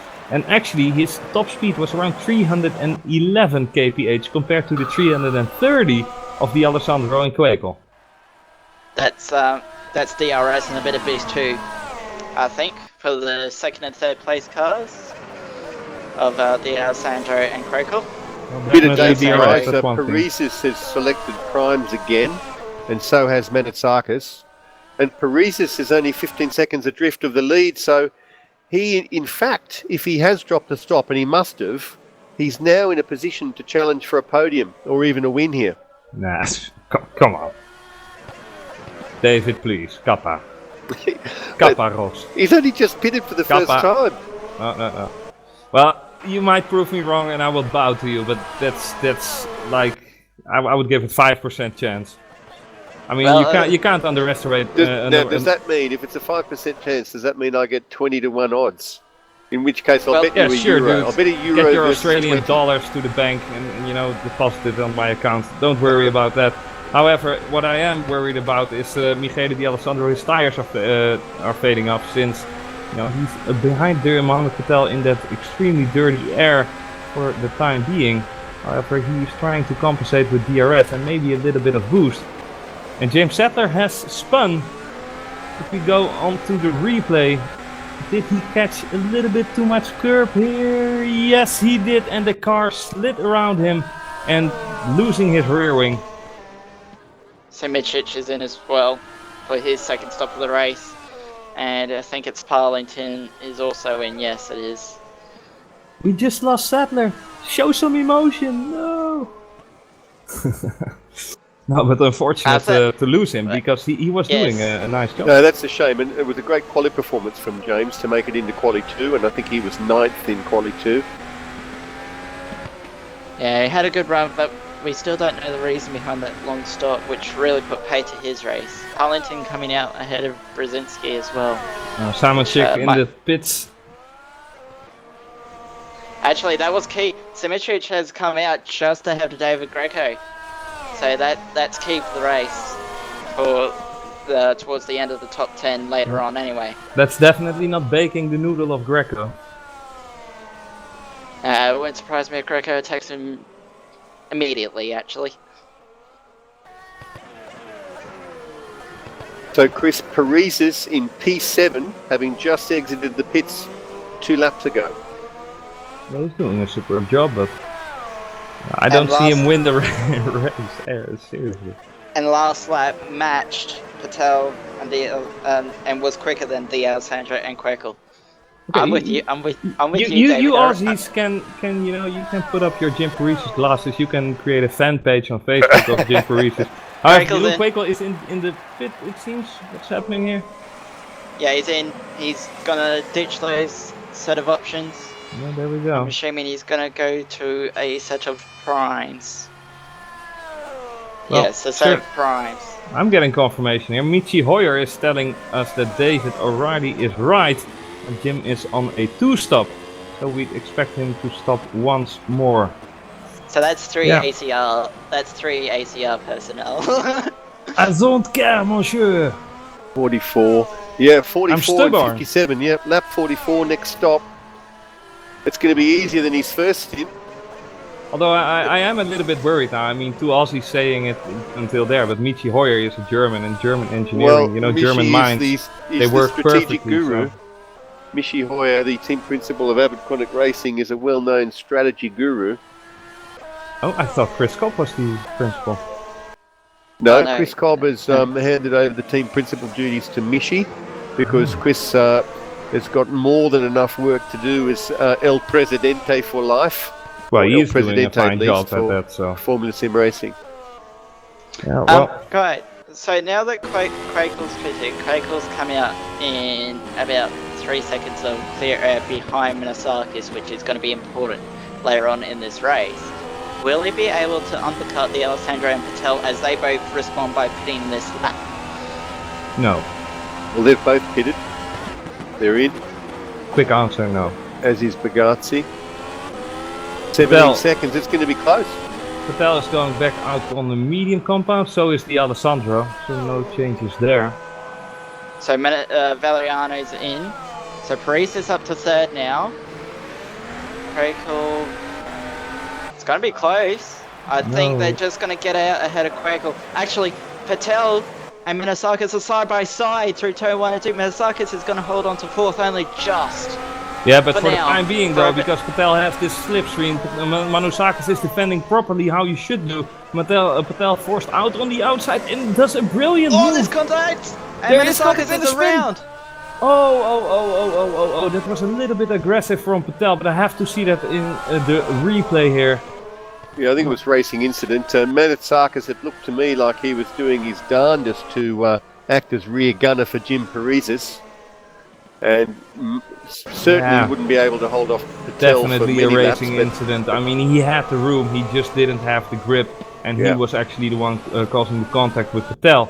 So no Yeah. hard feelings there, and he has to, you know, cry it all out and, you know, hopefully not enjoy the damage because he is twitching his steering wheel quite heavily at the moment. So this trainer 3 of Patel, D'Alessandro and Craig all back together. 4th, 5th and 6th at the moment. We'll wait for Bugatti and Kiss to see if they move. So Bugatti is in, will Kiss follow him? Yes, he will. So Paresis is going to go to the lead of the race on not very old prime tyres. Yeah, 3 laps old. So this just got very interesting for the long run. Quite right there, Dawson. Quite right. So Bugatti's going to come out ahead of Simičić, and Kiss is going to come out just behind Manasakis in 9th. So they've lost quite a bit of time, Bugatti and Kiss, I think, in that sequence of pit stops. If you're Jim Paresis, you're praying at the moment that Michele D'Alessandro and Jerome Quickel can put masses of pressure on Mohamed Patel and slow them all up in a bit of a replica of Melbourne, might I say, where we had Jim in clear air and then a real dogfight for 2nd and 3rd. Well, I think Quickel will stay in the move because he's just done the fastest first sector of the race in behind Michele. And he's a bit closer to Michele than Michele is to Mohamed Patel up the road. So this is going to be an interesting dogfight. Almost the same 3 cars that we had in Melbourne, just it's the other OFR car during Crackle rather than Kuba Brzezinski. Good point. So Patel now, they are closing in. They closed up 3/10 in that last sector alone up to the back of Jim Paresis. To this little group of 3 as they come across the line to complete lap 26 and another 2 turns down to 4 seconds. So they're lapping about half a second a lap faster than Paresis at the moment, with Craig just setting the fastest lap of the race with the 34.3. Yeah, well, absolutely stunning to see the difference in strategy, and it's working out for Jim superbly. He started outside of the top 10. Here comes the SR. Oh, yeah. The Alessandro having a look. Indeed he did, and fortunately for Patel it only came to a look, but eager to get past the young Brit. Young but ever so fast.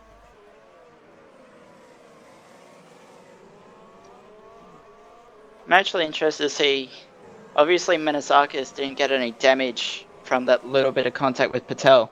Little bit of ego damage. Yeah. It would have been interesting though had that not happened, because he obviously would have been running the thick of this battle for 2nd at the moment. Yeah, so, well, what if the moon didn't form, you know? I mean, in the end it didn't, but yeah, I get your point. Yeah, no, it's valid, isn't it? Because the 2 of them had managed to sorry to undercut you here, with that David. strategy. Seriously, but if Hamilton didn't crash out of the race in Spain 2010, he would have gotten world champion in 2010 by 1 point. You know, if you know. Daniel, I know what you meant. If Jules Bianchi went off track 1 second earlier or later, would have had a rear gunner. If the truck didn't move. If Michele D'Alessandro is opening his DRS now and is flying past Mohamed Patel here. Great stuff for Michele, but a little bit boring in terms of a maneuver there. I don't think Patel used any boost 2 then to defend from the Alessandro, which I find interesting and might be reflective. It wouldn't have mattered though. The DRS is double the effect on the straight than boost 2, so it wouldn't have mattered. I still think he would have been able to hold on until at least the braking zone. I think Patel just playing the long game there in this current chess match. I had one opportunistic thought of mine in my race today. I thought if I let someone pass on fresher tires before the DRS detection, so I get the DRS, but unfortunately it didn't work out. We have Yes, seen I saw that that. in the real in real Formula One, obviously with Hamilton and Vettel in Canada. We might see it here again. I mean, it's a great advantage having DRS whilst the other doesn't have it. Christoph Schroer passing. No, that's not right. Just disappeared on my screen. Nevertheless, Kuba Brzezinski is having a lot of problems keeping his car on the road, and why shouldn't he have problems? He is, in my eyes, a legend in the making in FSR. However, there are limits to what a legend can do, and one is not drive that fast with a crooked suspension like this. It's costing him seconds a lap, not even tenths, just seconds. 3 seconds the gap between Jim Paris's 3.0 seconds gap between Paris's and the young Italian named Michele Di Alessandro. Vettel is not really holding on to the back of Michele, but like you said, Daniel, he might play the long game. We just don't know yet. The race is about to go halfway. Actually, it is halfway at this point since Jim Paris is halfway on the track. So, yeah, definitely didn't see this coming with Jim leading at the moment. But yeah, I like the guy, but I still don't think he's gonna take this home. But he's there to prove me wrong. Well, it's certainly interesting. Looking at the top 10 from the bottom up at the moment, Mike Partington's worked his way up from 22nd on the grid into P10. Parisi's has worked his way up from 21st on the grid to currently the lead on track. And Daniel lost out. Kiss had pole, and he's now dropped down to 9th. Manitsakis was 13th, started on primes. David Greco was 7th, and so Greco has held station. Bit boring, David. Come on, you need to move up or down, or otherwise we can't talk about you.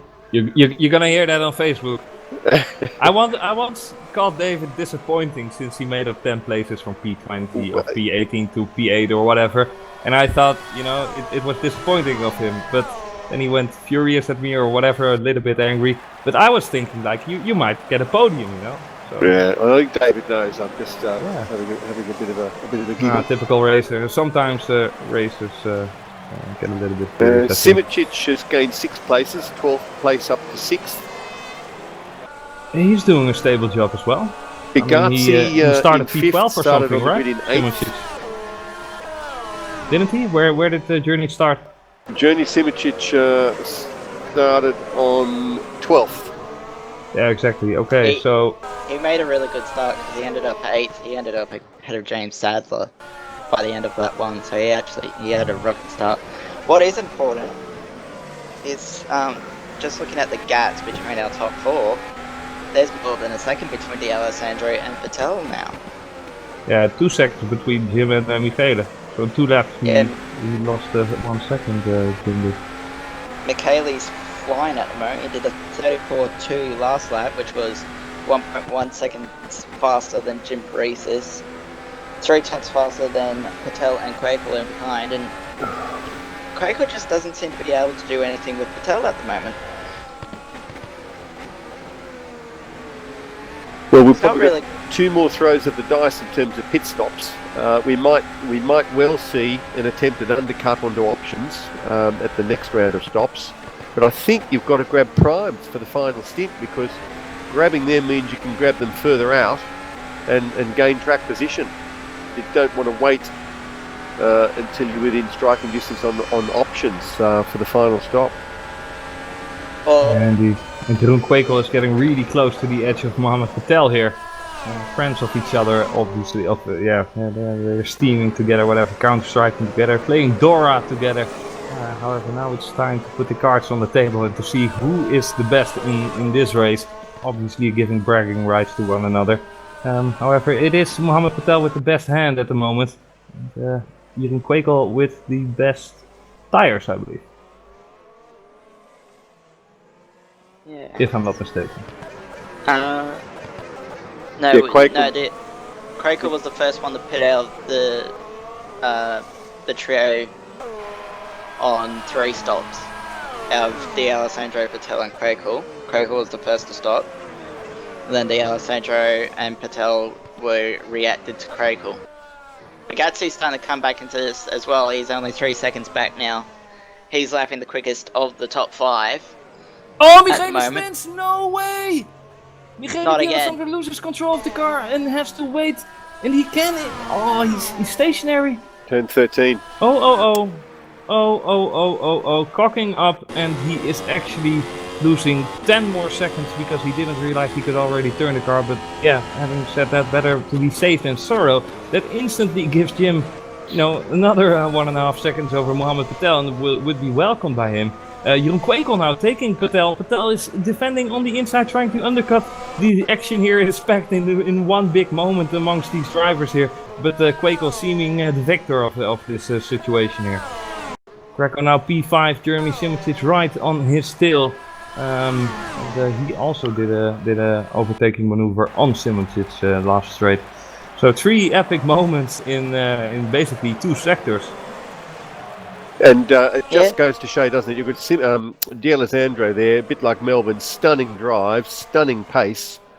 But sometimes it's just so close that it's all about who cracks, because the guys are lapping at such close performance levels that it's all about who's going to make a mistake.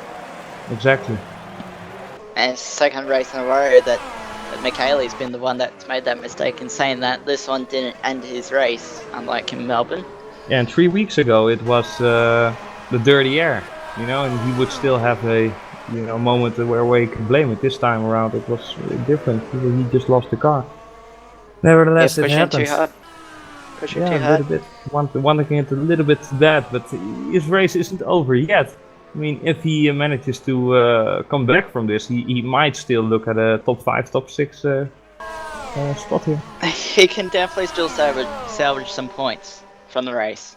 Exactly, but he will definitely have that sour feeling. But Kwekel now 2.2 seconds adrift of Parisis, that's all that's in it.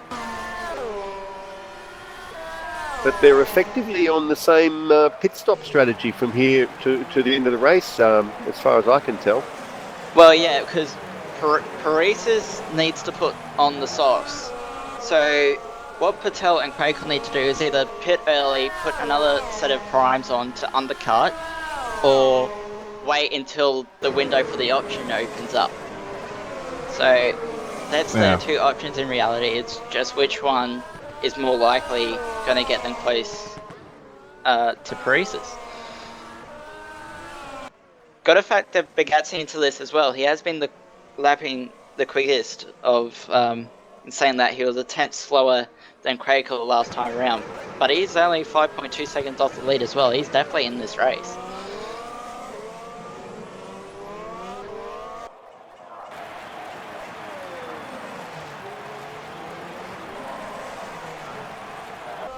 So we'll see 41.4 for Parisis. So it's another 3/10 in the favour of Kwekel. Patel actually closed up a couple of tenths on Kwekel. Greco is actually, Bugatti and Greco are lapping rather quickly now that they've got some clean air as well. Bugatti's only 4.5 seconds off the lead now, and that's in one sector. He gained 7 tenths in one sector, and he actually gained another 3 to finish out the lap. So they are moving those twister cars again. So it's closing up 33 laps in, and we've got 4 cars within 4 seconds of each other. Got 6 cars within 10. Yeah, aren't we getting treated here with a spectacular show? 100%. It has its boring bits, but boy, when it starts up, it's going to start up big time. Boy, seriously boring bit. I mean, last race of Ace was a little bit boring in the end, but this is definitely spot on in terms of expectations and reality.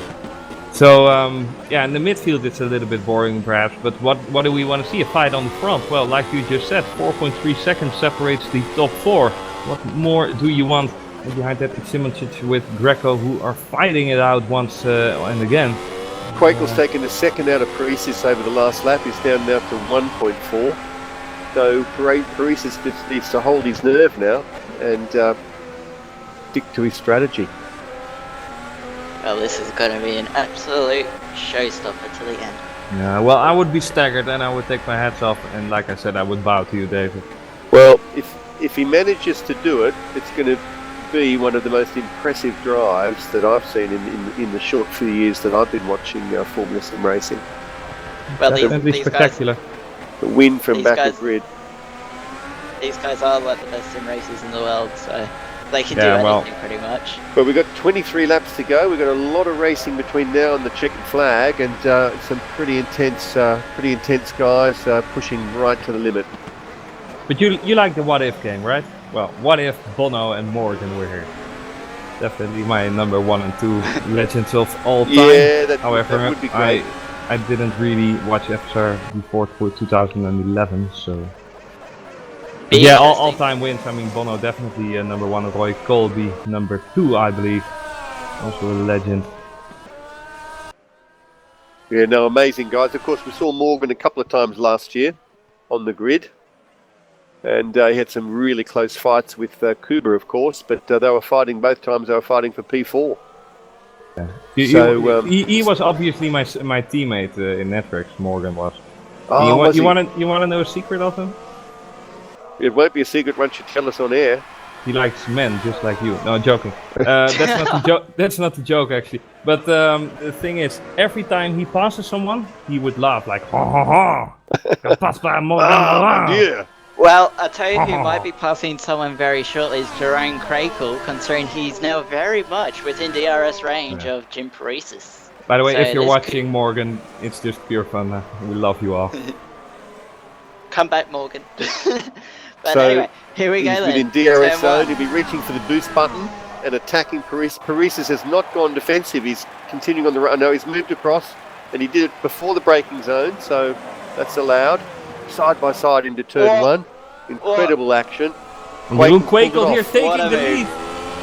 What a move. But Really, Paresis what a is move, not, but it's not taking over it yet. lying down. He's fighting back. It's not over yet, but I think that Quakel used the boost here in order to get a little bit of a gap. But he is running wide into turn 4.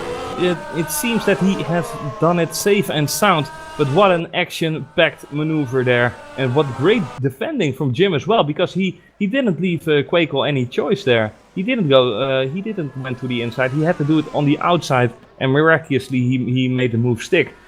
However, he has the fresher tires. Crakel showing how much 5-lap younger tyres is worth going around the outside at turn 1 at Bahrain, which And is... now it's crucial for Quakel to make a gap before Mohammed Patel will overtake Jim. Actually, Mohammed Patel not using DRS there, I believe. Jim he would have had didn't even- DRS as well. He didn't even Jim, had it. Never mind. My bad. Jim would have had DRS from Quakel. Yeah. So what Quakel needs to do is get outside of the DRS range from Paresis and stop helping Paresis against Patel and hope that they fight it out, because Bugatti is right in this as well now. Oh, Michi Hoyer is chatting, slowing to pit. Sehr good, Michi. Sehr good. And there goes Jim Paresis getting overtaken by Mohammed Patel, and he realizes it. He doesn't make it troubling for the young Brit. He just agrees to it and is like, okay, I'm not gonna screw up my strategy because I still have 4 laps to go. I can't afford a flat spot, you know? David Greco into the pit for hopefully his last pit stop. 21 laps should be doable for him, definitely with this fuel load right now. So crucial for the remainder of these laps that Mohammed Patel, for his race at least, it's crucial that he made way from Jim Paresis. A little bit easier than Jeroen Quakel did. However, Jeroen Quakel is in the lead now, still has that one stop to make. And he will most likely go into the pit around lap 40-41, right guys? And going onto the softs. Yeah, certainly no earlier than that. Well, so all these guys have 1 pit stop left. All will happen within the next 6-7 laps, and all of them will more than likely go into the option. If for Paris, it's not an issue. For Bugatti, Patel, and Quakel, they have to cover Paresis. And all will die. Yes, it's going to be very interesting at the end of the race when they got no tyres left. Well, you know, it wouldn't surprise me to see either Jerome or Mohammed Patel grab primes. They've both run the options. If they take primes, they can pit 4 or 5 laps earlier Jim Parise is getting overtaken by Bugatti here. And get a big undercut. And Bugatti braking a little bit later here, and Jim just cannot do it. He's losing out big time now, but nevertheless he gained so tremendously much during the course of this race. Oh, and Michele Di Alessandro overtaking George Manusakis. Bugatti's a lot closer to Patel now as well as Simic and Valeriano make their final stops. Simic went to the prime, Valeriano the prime's shoulders in as well. I'm assuming he'll go to the prime. And Quaco has his pit light on. That's a big notice. So, well, Quaco trying a medium stint, I guess, because he started on softs. Yeah, he's done 2 soft stints, and this is his first medium stint. So if he's going to pit now, it'll be in options. Patel, Bugatti and Parise all staying out. Parise doesn't really have the choice. He has to go longer because he's got to make those soft tyres go to the end. He might fit in lap 39, but 17, 18 laps here. Still a big call on the option. Yeah. So Jeroen Quakel, will you go to the right or will you go straight onwards? Let's see here. His last pit stop was lap 24. He's playing with us. He stays out. Cheeky Dutchy. So lap 23 into lap 23. 38. He's only done 15 laps on these tyres, so he can easily do a couple more. Yeah. And then have good performance from another set of primes for the rest of the afternoon. Well, what's also interesting is that he's just keeping the gap to Patel at just over a second. He's just keeping him out of DRS range. Where Patel's got Bugatti in DRS, and Parise is, now that he's in DRS and not being attacked every lap, is somewhat keeping up with these guys. Yeah, Jeroen is certainly struggling right now. We saw Michele Di Alessandro, who would otherwise be in a leading position right now, not making it with the struggle. Jeroen Quakel fortunately is keeping his car where it belongs, right on the road and facing it right to the north. And I am really curious to see if he is going to the pit right now. Well, Patel's back in DRS range now, and he closed up quite a bit down that straight down into turn 11 then. So I think Justin Sutton would be working quite hard at the moment, I think. Yeah, I wouldn't want Jeroen to be Justin Quakel's Sutton engineer. right now. Mohamed Patel is going to the pit as well, I think. So is Bugatti. Bugatti's got his pit light on as well. So when these Quakel guys may all going a just little bit pit. wide. Going a little bit wide and he's going to the pit. Mohamed actually touching the grass here. Bugatti is going to take the lead because he is going to overtake Patel here with DRS. Patel also has DRS, so this is a fair racing battle. Who will have the bigger balls in braking in later? Both have exactly the same size, but it's Bugatti who is getting on the better lines. And this is of course in favor of Jeroen Quakel because he didn't get caught in that battle, and that battle essentially is costing Patel and Bugatti the lead right now. Quakel is out on medium compound tires, has to make this lap count in order to get out in front, and Jim Parise still is continuing on, but he is able to go to the pit in this lap as well, I suppose. Maybe he wants to extend until lap 41-42. Well, Quakel's got clear air, at least he's got that on his side, he can really push like crazy. But then he wants to talk, let him talk. Manusakis is only a second and a half up the road, and he's not that much. His last lap, Manusakis did a 36.6, which is about a second of what they were doing at the front of the field. And Jeroen's got brand new tyres, so it'll be even quicker. And being Parise's his teammate, Manusakis isn't going to make it easy. True. Well, I'm curious to see. I mean, I think Jeroen will fly past. Obviously, Manusakis' laps are indeed 20 laps old. But this would be no problem. Bugatti's gone. Bugatti's just driven away from Patel. Oh, like that? I thought it was PC. Don't scare me like that, dude. So Patel has responded to Quakel. Yeah, Patel is in the pit right now trying to cover Quakel. However, will that be enough? The answer to that question is most doubtably no. We're going to know that in a few seconds, aren't we? No, I already know it. I see the future. Krekel's already past Minisakis, and he's going to get past Patel easy. Wow. Light years, Now 5 that's key. seconds. No, that was a fantastic move. He was already ahead on track, so not typically an undercut. Let's call it a mini undercut, because he's pulled a beautiful gap out of that. Krekel's gonna win this race if he continues on in this fashion. I mean, every lap that Jim and Bugatti is slowing down. Oh, I got caught up in the wrong moment there, but it seems like he was sliding alongside. Yeah, he did. He did have a big moment there, costing him 2 seconds at least.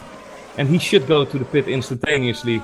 Because what I wanted to say, every lap that they are staying out, together with Jim, together with Daniel Kiss, they are gonna lose out big time to Jeroen Kwekel with seconds a lap. Bugatti's pit light isn't on, but Paris's is in. On. So can he get 16? Well, will be of course he can. 16 laps? Yeah, I think he can. However, will it work out for him? Considering his starting position, it most definitely will. And well, remember the guys behind him still. It's going to be an improvement, but Krekel's just gone purple through Sector 1. So Krekel's not mucking around, as the first two, Bugatti and Paresis, are both in the pit lane now. Now, can you guys remember about 10 laps ago when we were saying Jeroen Kwekel doesn't really have an answer for Patel at this stage, and Jeroen was kind of stuck in about 6th or 7th, and we couldn't really see how it was all going to happen, and now he's leading this race. Yeah, and comfortably leading this race. By a fair margin. By a big margin here. 5.3 seconds. Yep. This is not something Jeroen Kwekel is going to lose out on. I guarantee it. I mean, we have seen him making mistakes. Australia was not a mistake. It was a computer issue. And he will make up for it in brilliant fashion, it seems. So, 16 laps to go. So Bugatti came out right behind Patel. Paresis behind him. Greco is 5th. But we don't know if he'll need to stop again. Simic is 6th. Kiss has come out in 7th. Parlington somehow ended up in 8th, and D'Alessandro stopped on the racetrack. Greco's last stop was lap 37, and he's on prime, so he can probably run home from here. But he's not going to be, he won't have awesome rubber, but I think in about 6 or 8 laps he'll have better rubber than Jim's got. I think D'Alessandro just had a hardware failure or something, because he ended up stopped on the inside of turn 4 for a good 5-10 seconds, and he's dropped to 11th now. Windows updates are ready! Yay! Well, at least he's having all of his bad luck in the one race anyway. 2 races. Oh, yeah, I would have said. I mean, last race in Australia wasn't favourable for him. With a DNF in the last couple of laps.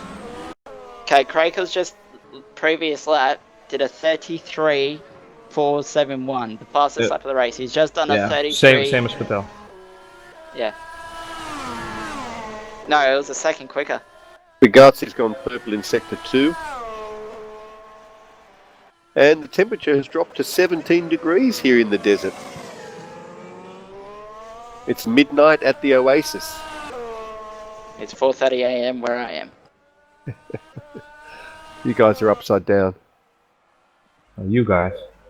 Nevertheless, Michele makes way into P10 yet again at the cost of Giordano Valeriano.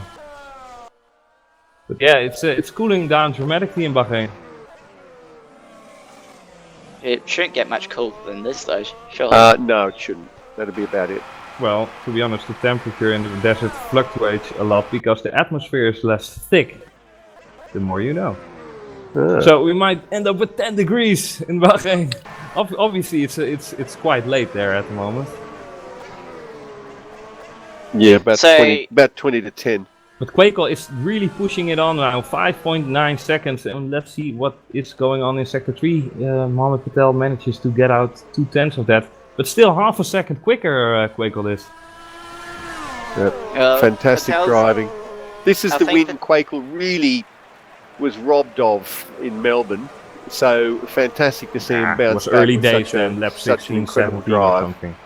I wouldn't say robbed off, but you know, he would definitely be a contender, but you know, it wasn't the last couple of laps, it was still in the second stint even, lap 16, 17, 18, something like that. Bugatti up to P2 now ahead of Patel using the DRS. It's going to be holy. interesting to see. I didn't even see him. Gasly going straight out of nowhere, just doing a John Cena here. Because Paresis is on those options, so in theory, Paresis should be quicker than both those cars ahead of him.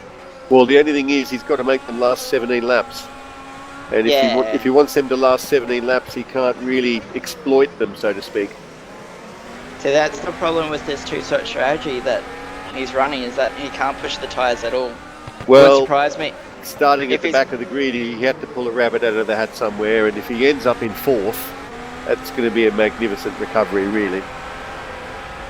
It might be 5th yet, because in fact he was quicker than Greco through Sector 1 and last lap, so he might be able to hold on to 4th. So it might be interesting. Be interesting to see how this plays out. Greco's going to have to do 20 laps on the primes. Paresis is going to have to do 17 on the options. So not a whole lot in it. I'd say Greco's probably got a slight edge on him. Well, it is possible. Paresis did it twice, as did Minisakis. So it is possible to do 20 laps on the primes, but you got to save him. I think that's. And easier to do it in the final stint than the first stint. Yeah, the car's still got to be set up to not chew up its tyres though. And I think that's how Mad Cake had set their car up, is to not chew its tyres, and that's why they've been able to run the two-stop. Well, Quaco is not driving, or he is driving for the win, I should say. Still giving it everything he's got, and hopefully for him he can keep up with his pace, because it seems like he's pushing the hell out of this car, but maybe that's the difference between me and him. And it's just a nice walk in the park for him. At least he has 6 seconds to spare between him and Bugatti, and I don't think that Bugatti is able to close up on that. First of all, Jeroen Quaco is, in my opinion, the more Jensen Button in driving style than Bugatti. Bugatti is a little bit wilder on the steering wheel. Jeroen is really calculated. But yeah, never say never. Because Jeroen did have some crashes once in a while. Well, I'm looking forward to the European rounds, because I don't know if you watch any of Jeroen's YouTube videos, but he does a bit of that Euro truck simulator. So I'm hoping he'll drive the truck to the track in Barcelona next week. Oh. No, I only follow him on X videos. I didn't know he was on YouTube as well. But yeah, okay. So Paresis is slowly getting closer to Patel now, and Bugatti's just about got Patel out of DRS range. So if Bugatti drops Patel out of DRS, I'm thinking Paresis might grab 3rd here.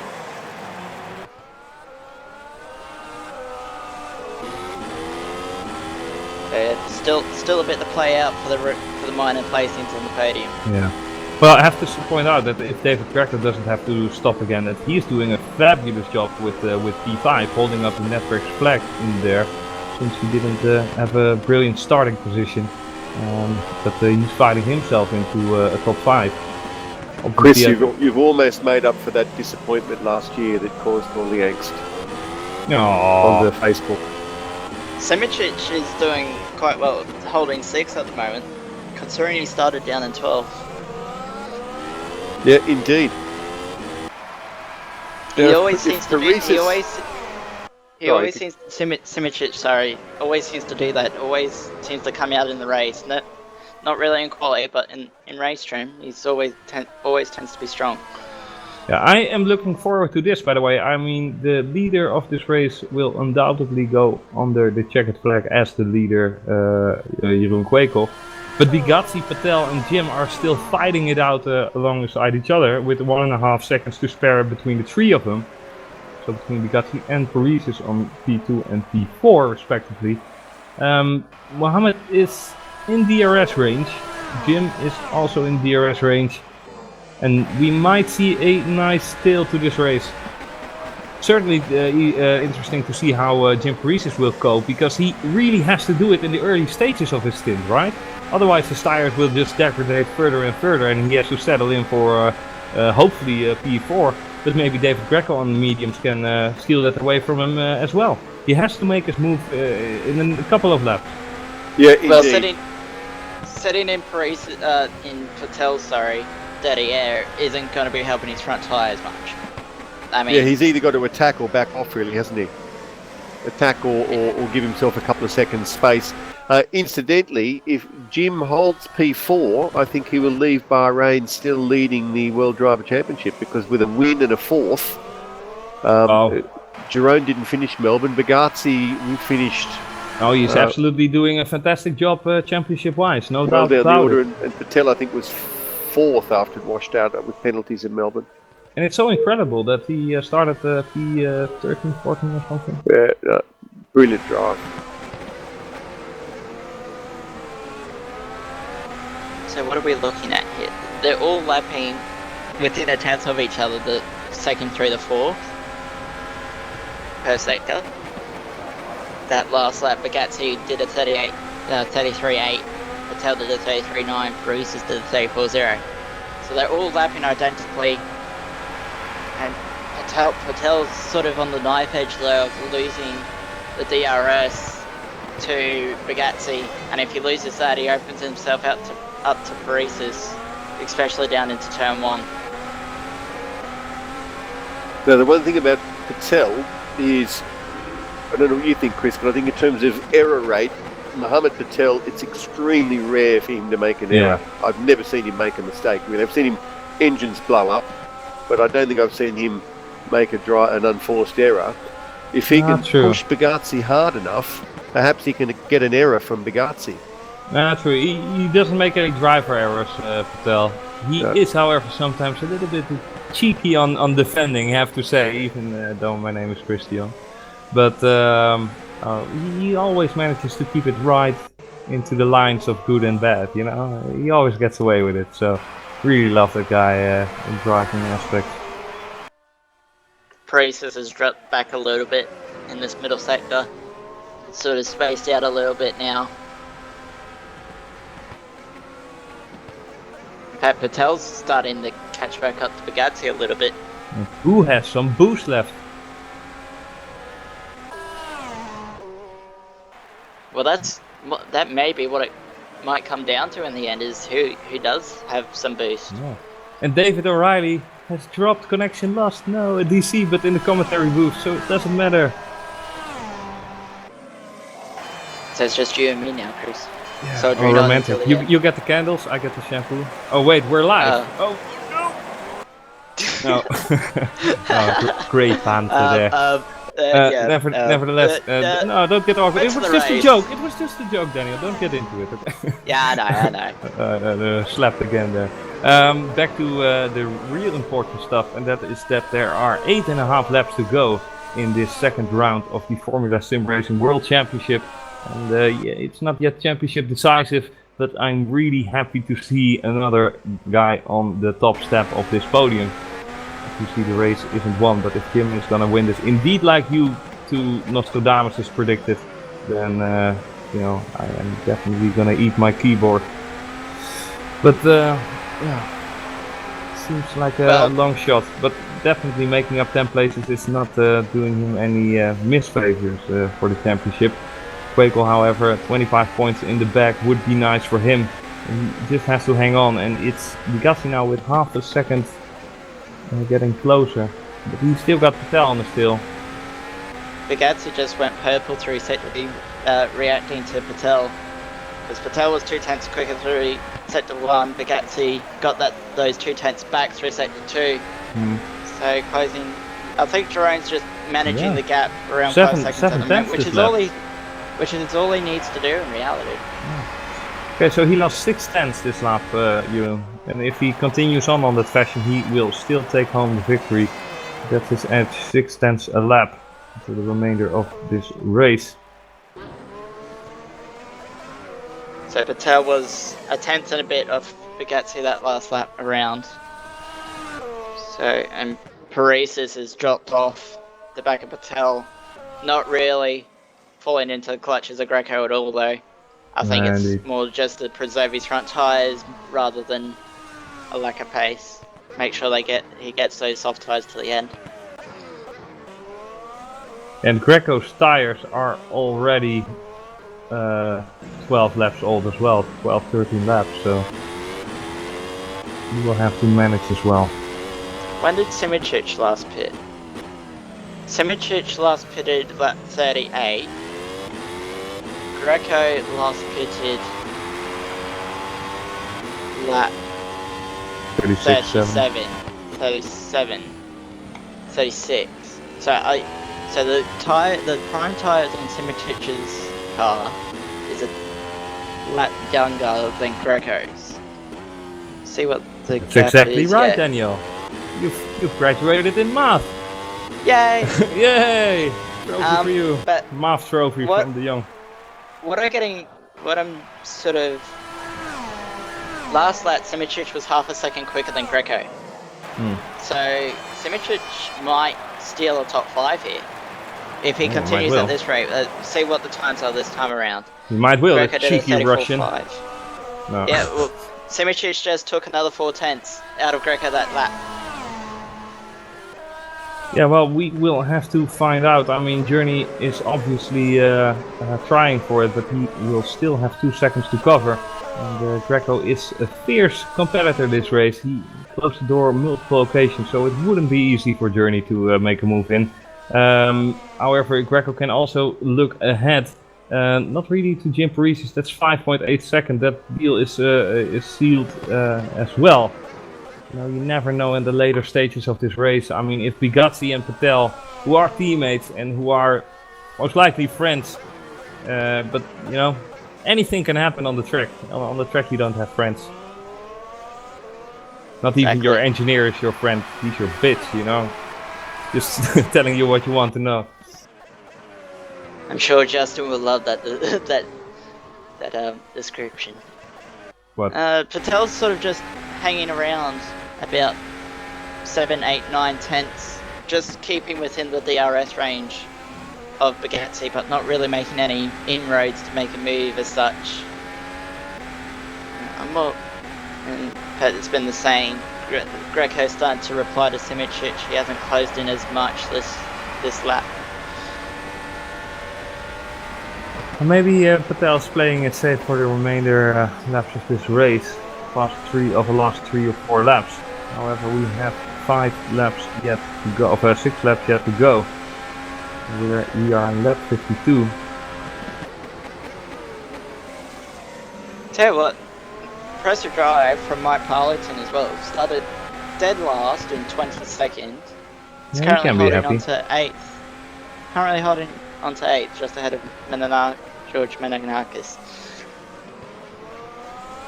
I'm not sure if he's holding pace as well, so I think he might be able to hold on to 8th. Indeed, he might. Indeed, he might. Quakel is definitely toning down his driving. He knows the cat is in the bag as long as he doesn't lose grip of the bag. It will be 25 kittens for him.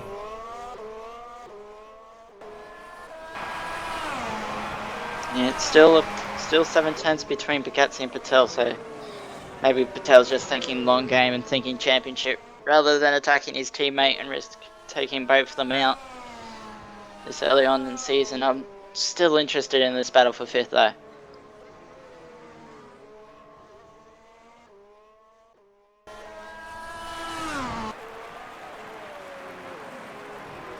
See what the times are this time around. Greco did a 34.7, Simičić a 34.5, so only gained 2 tenths that time around. It's going to be tight, but he's running out of laps as Yuri Simičić. By the way, is the sun already up in Australia? No, not It's yet. It's already 6 hours Monday, right? no, it's 10 to 5 in the morning. I don't have daylight saving. Okay. You don't have something to do tomorrow? But let's go deep into the morning, commentate on FSR. Yep, YOLO. That's why you wanted that digital autograph of me. Well, that's okay. You know, I understand. When did I want an autograph issue from you? It's all okay. It's all okay. Never mind. Okay, Let's get back on the race. SimRacing Yeah. is now within DRS range of Greco, so this battle could be. It's going to get very interesting in the next. At least we get couple of treated to laps. some battling at the end the stages of this race. Mohammed Patel is closing in on Bugatti as well. Well, in DRS range, however, he lost that last lap around as well. Let's see how things are going to unfold. Maybe that was a nice exit. And still Eric Saxon right in front of the pits.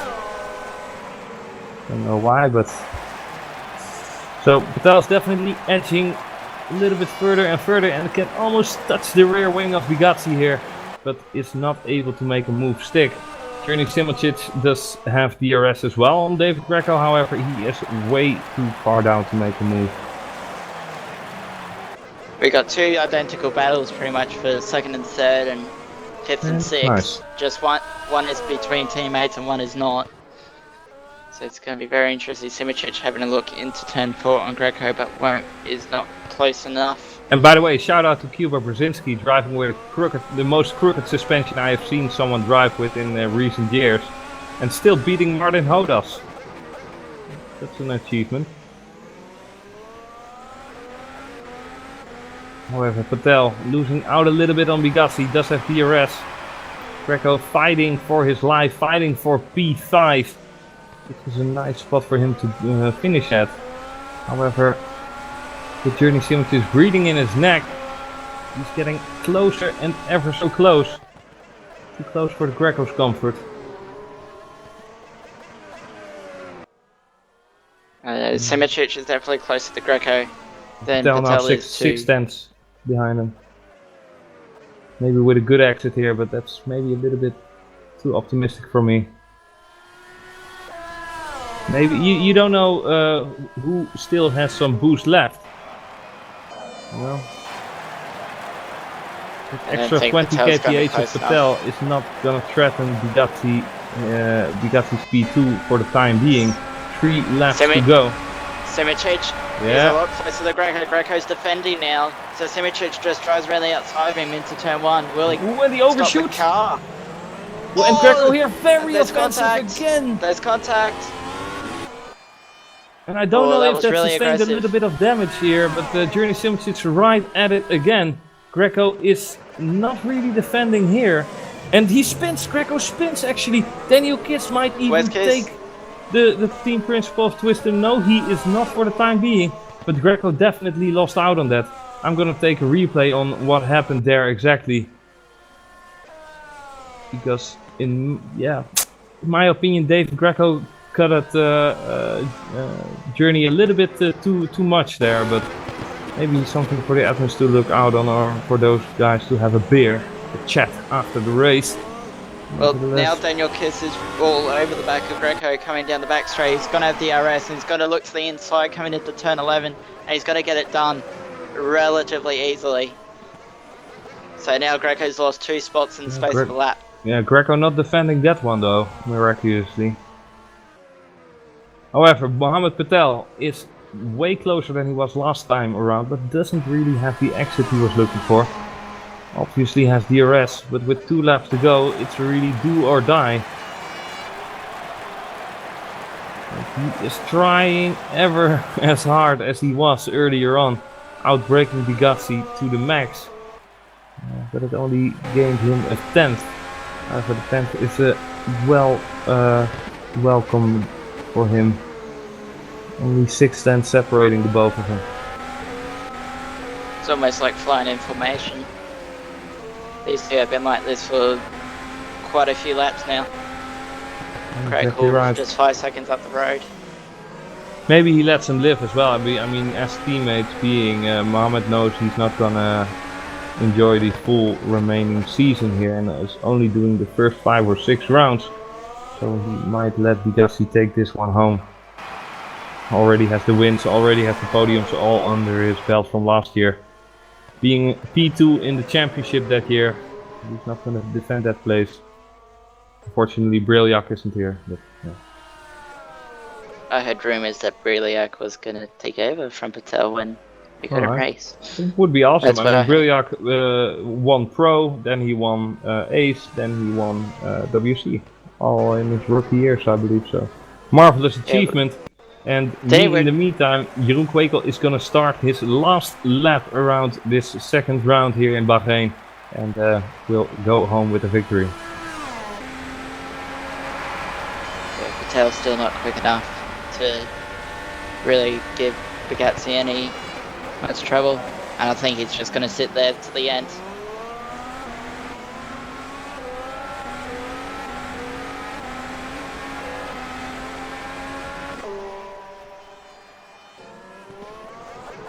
Yeah, Jeroen has to lose 4.2 seconds in his last lap. Well, anyone can do that. Even Ron Squire can win a race with this margin over one lap.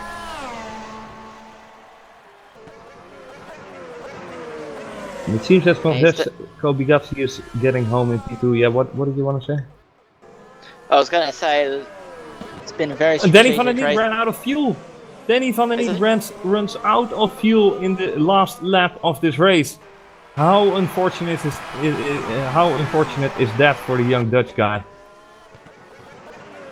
Very unlucky indeed. Well, he was retired from 14th as well. Such a shame. Yeah. Such a good drive for Danny. Very mistake-free. But what I was going to say about Jerome is like very strategic race. Was as low as 7th at one point after qualifying 4th, and Justin Sutton, his engineers, brought the strategy out, and he's going to win the race. He made it work fantastically. The young Dutch guy wins his first race this season after a horrible race in Australia. All is forgiven, all is forgotten, and look at the sheer joy he's sharing with himself, and he should be. Francesco Bigazzi takes home P2, followed by Mohamed Patel, and there is your podium, ladies and gentlemen.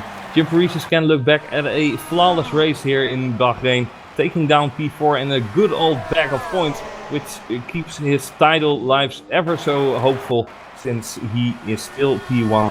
Journey Simoncic is happy with P5, I can imagine, and visibly see, moving off the steering wheel, very excited there. Daniel Kiss, the pole sitter, didn't do as planned for himself. I'm sure he's rather disappointing. David Greco P7, Partington P8, he should be happy. Alessandro's P9, and George Manonakis, after that spin, of Manusakis I should say, after that spin it was a little bit unfortunate for him. Otherwise he would have been fighting for P5, 6 as well, I should say. Nevertheless, an awesome race here in Bahrain, and hopefully we can have an interview with Jeroen Kwekel in a minute time. So who's your man of the day, Daniel? Oh, there's so many. Gotta give it to Paresis in reality.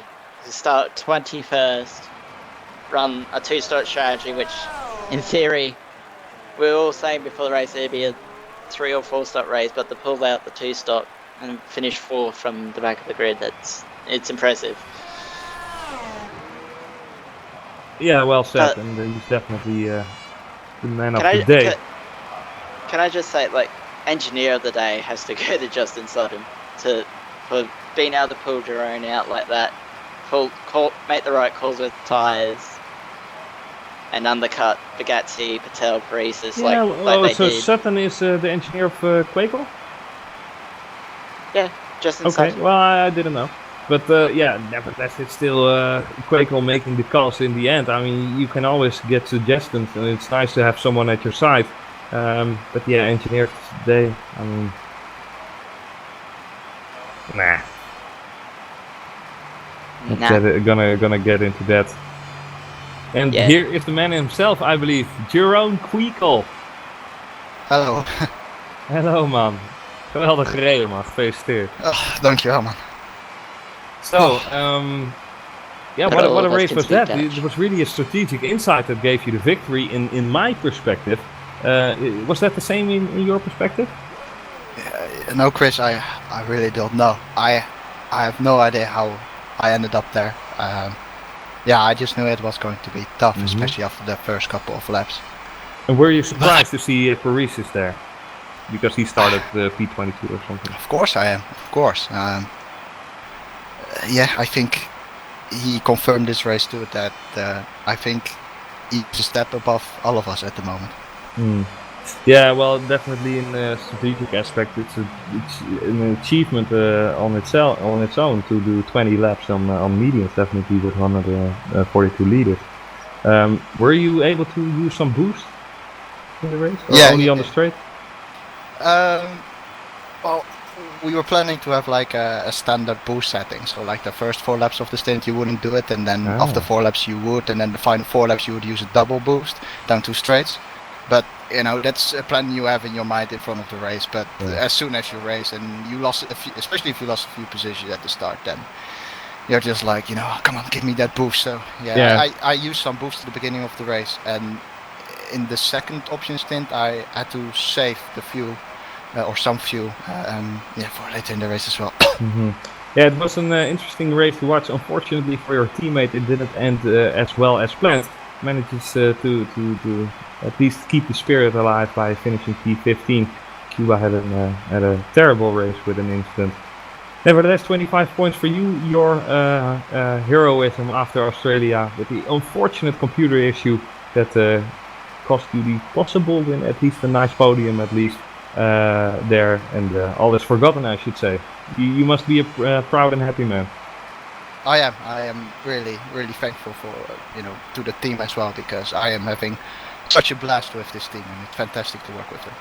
Yeah, was Sutton nice on the team radio? Sutton was very nice indeed as well. Yeah. Okay. He seems like a nice guy, but you never know. You know, one-on-one, he might be the devil himself. You never know. Hopefully, he's laughing about that.